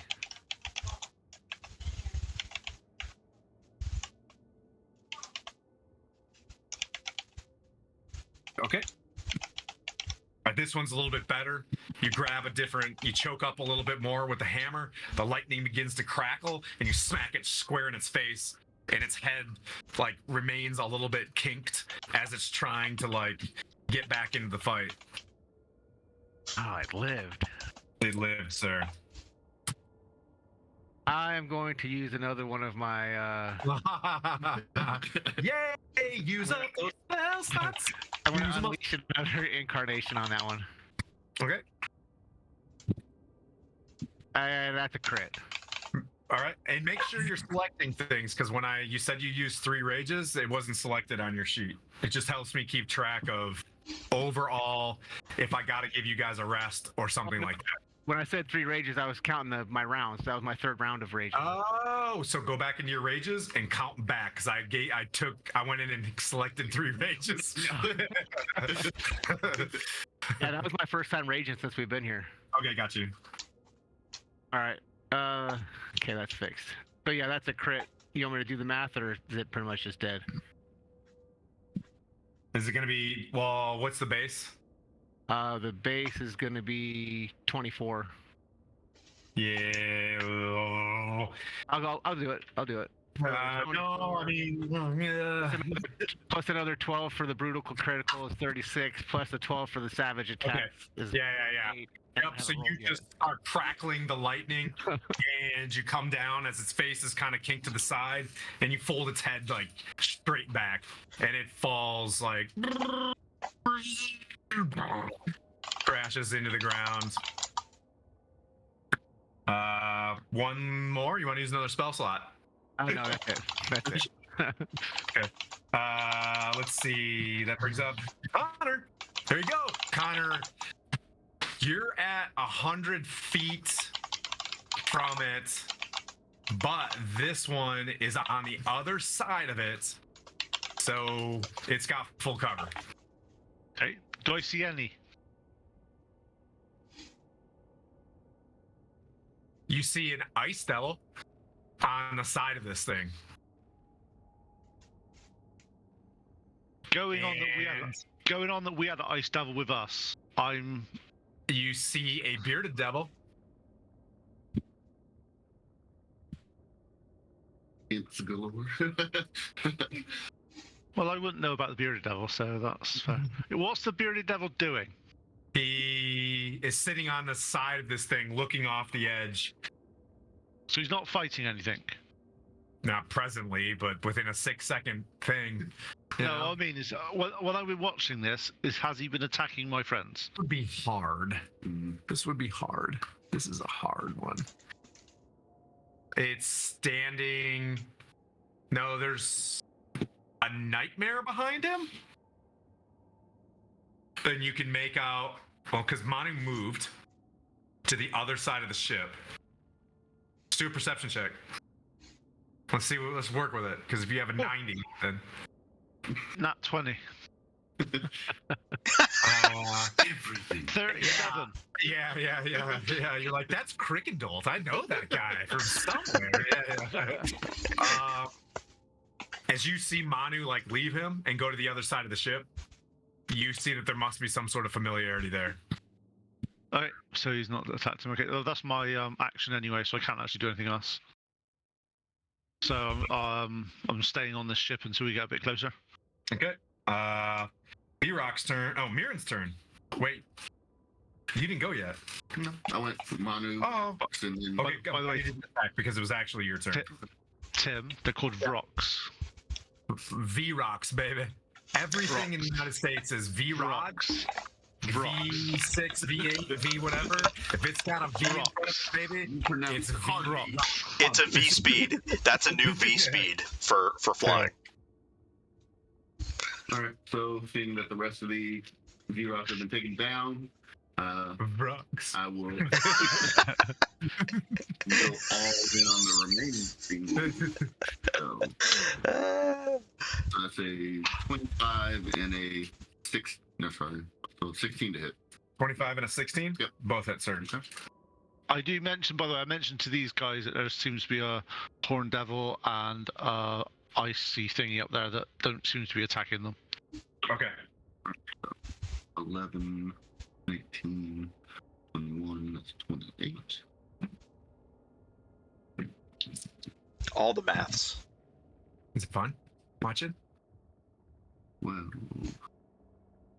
22, 24. Mm-hmm. So, Right, 52 damage for myself, and let's see if the nightmare hit. Which will be a 17. Oh, 17 based on that one. So, Okay. so the nightmare yep, hits. So the same thing. You walk over. You need you to Yep. Holy Avenger hits. Boom, boom, Okay. and then see if the nightmare does any significant damage. He will do 2d8. Let's do 8. Nice. I don't think I've ever done that before. And you need to roll for the monsters now. Yeah. So 16, so 20 bludgeoning and 7 fire. Okay. Yep. Go. All right. You come over there, same attack, the slashing as you're holding on to what I don't think you can hang on to the mains of these things because it's on fire, but you're doing it's got infernal tact on there. Tack? Tack. Infernal tack. TACK. Tack. I know. And since you went over there to hit it, it's gonna hit you back. What? What? 13. Nope. And it misses. Yep. It misses. Mm. Oof, you had a bad day. Crickendolt's gonna run across the for hits attacks and miss. Valanthe, you're 100 feet away. But these things have full cover. The one that he's fighting. Unless you got, Shit. I'm just saying, like, unless you got something fancy that you can do to. No, I mean, like, they're in range for me, but Wow. unless I, like, probably roll a 20, I'm not going to skewer any of them. Yeah. Like, yeah, like, I'm, like, 45 degrees back at Let's Rock, right? Yeah. Which I'm not going to get a great shot with. Can I, like, mount up and take this unicorn a little closer? Sure. Or they're directly up, right? They're fighting on the ship. We'll say it's your action to get onto Mooncolor. Yeah. And where is she? Where's Mooncolor? Yeah. She's been running beside us, right? Or no, we got her back up in the ship. She can. Technically, She's got like that one big jump per whatever, something like that. She can Or charge. teleport. No, it was a teleport. That's what it was. Didn't we use that? You want to use the teleport? Did we end up using it? No, I don't remember. No, you guys did not. You We climbed did. No, actually, we climbed. You're right. We did climb back out. Yes, I would like to teleport on a unicorn and see how that works out for me. You get back onto her telepathically. You send her a message, and then whoop. Is she down there? Yep. Yeah. You know what? This is kind of rule of cool, and you boop up there, and you get your rounds. Go for it. All right. Go for it. This is kind of cool. Oath bow. You We're can gonna break that boy out. Okay. Don't fuck with me today, dice. Let's go. Did Do you want to come on? Do you want to hang out in here, baby? All right, 15. Come on. Or, sorry, 25. That hits. All right, 1d8 plus puppies in. 6. Dependent on me finding my d8 somewhere in here. I'll lose it every time. I swear to God. Tim, we are hanging about with you, baby. It's fine. Nope, that's a 10. All right, I'm rolling digital dice because I can't find them. 2, 8 piercing. Okay. On the first hit. Yep, and let's roll this next one. Same thing, 25. And go digital dice. 8 piercing from the. 9 piercing. Something's not. Something's missing. Lacking. Yeah, you're definitely lacking on your hits. Are you not adding? Plus, sorry. Nope, that's for sworn enemy. That 3d6. Okay. Damage is 1d8 plus 6. I rolled a 2 and a 3. Once per combat. Okay. Yeah, but I already did my sworn enemy. Per day. How long do I have? Okay, the next hit was 9 damage. Got one more hit. Yeah, one more shot. I had an 8 and then a 9. Okay. Do you have one more attack, or you just got 2 attacks? I just have 2. Let me double check. Buffering. Unless I've got somebody close enough to like headbutt. I don't think so. You're 2. You're a ranger. Yeah. Oh. I Okay. have 2.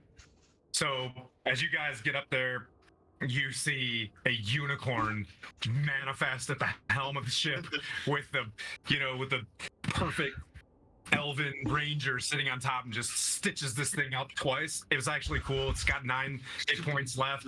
The thing falls backwards and spirals to its death. Henry, you kind of roll up to the front underneath this thing in the infernal war machine, you and Lulu, and you're at the base of what looks like some sort of spacecraft schooner. And you guys kind of all link back up. You guys kind of recognize each other, and this seems like a fantastic spot to pick up. Next time, Build with Titans, we will have definitely your model in the next session. Actually, before we leave, I want to bring it up to show you what I was going to do. This is the inside of the wreck. I have this for them. They sent me some free material, so I wanted to make sure to show it.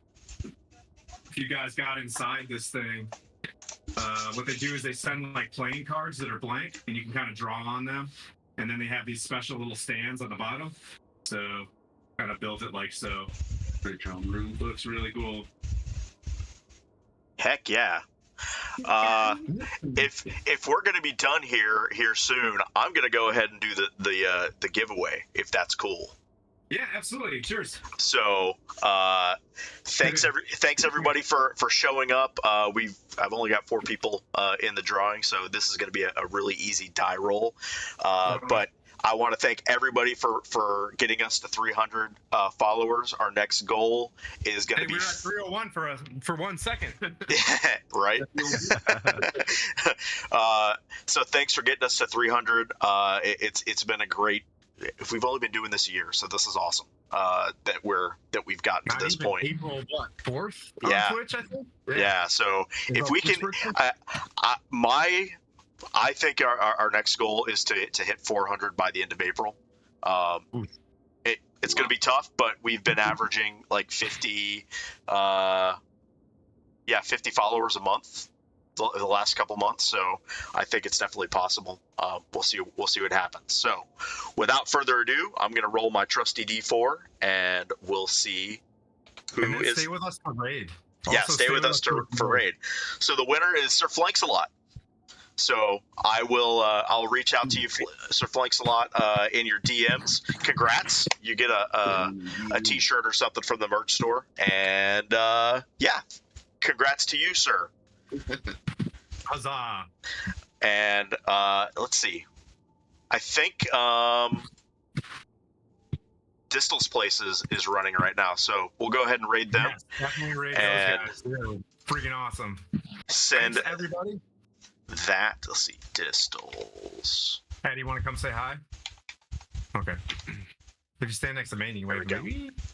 They already saw you. Shy. All right, so thanks everybody. We'll do the raid here in a second. I'll do that. Yeah, they're running right now, so they've got 19. We'll add our 13 in there, Hi, and Georgie. he just bought some stuff off the merch store himself. Tight. Cool. All right, so starting the raid now. Okay. See how many people we get going.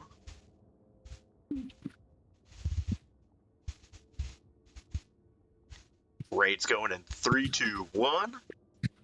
Now. I don't know. What are we supposed to do now? Just go into the chat and Raid. say something in the in their What's chat, that? Is that you? and we will go to the end.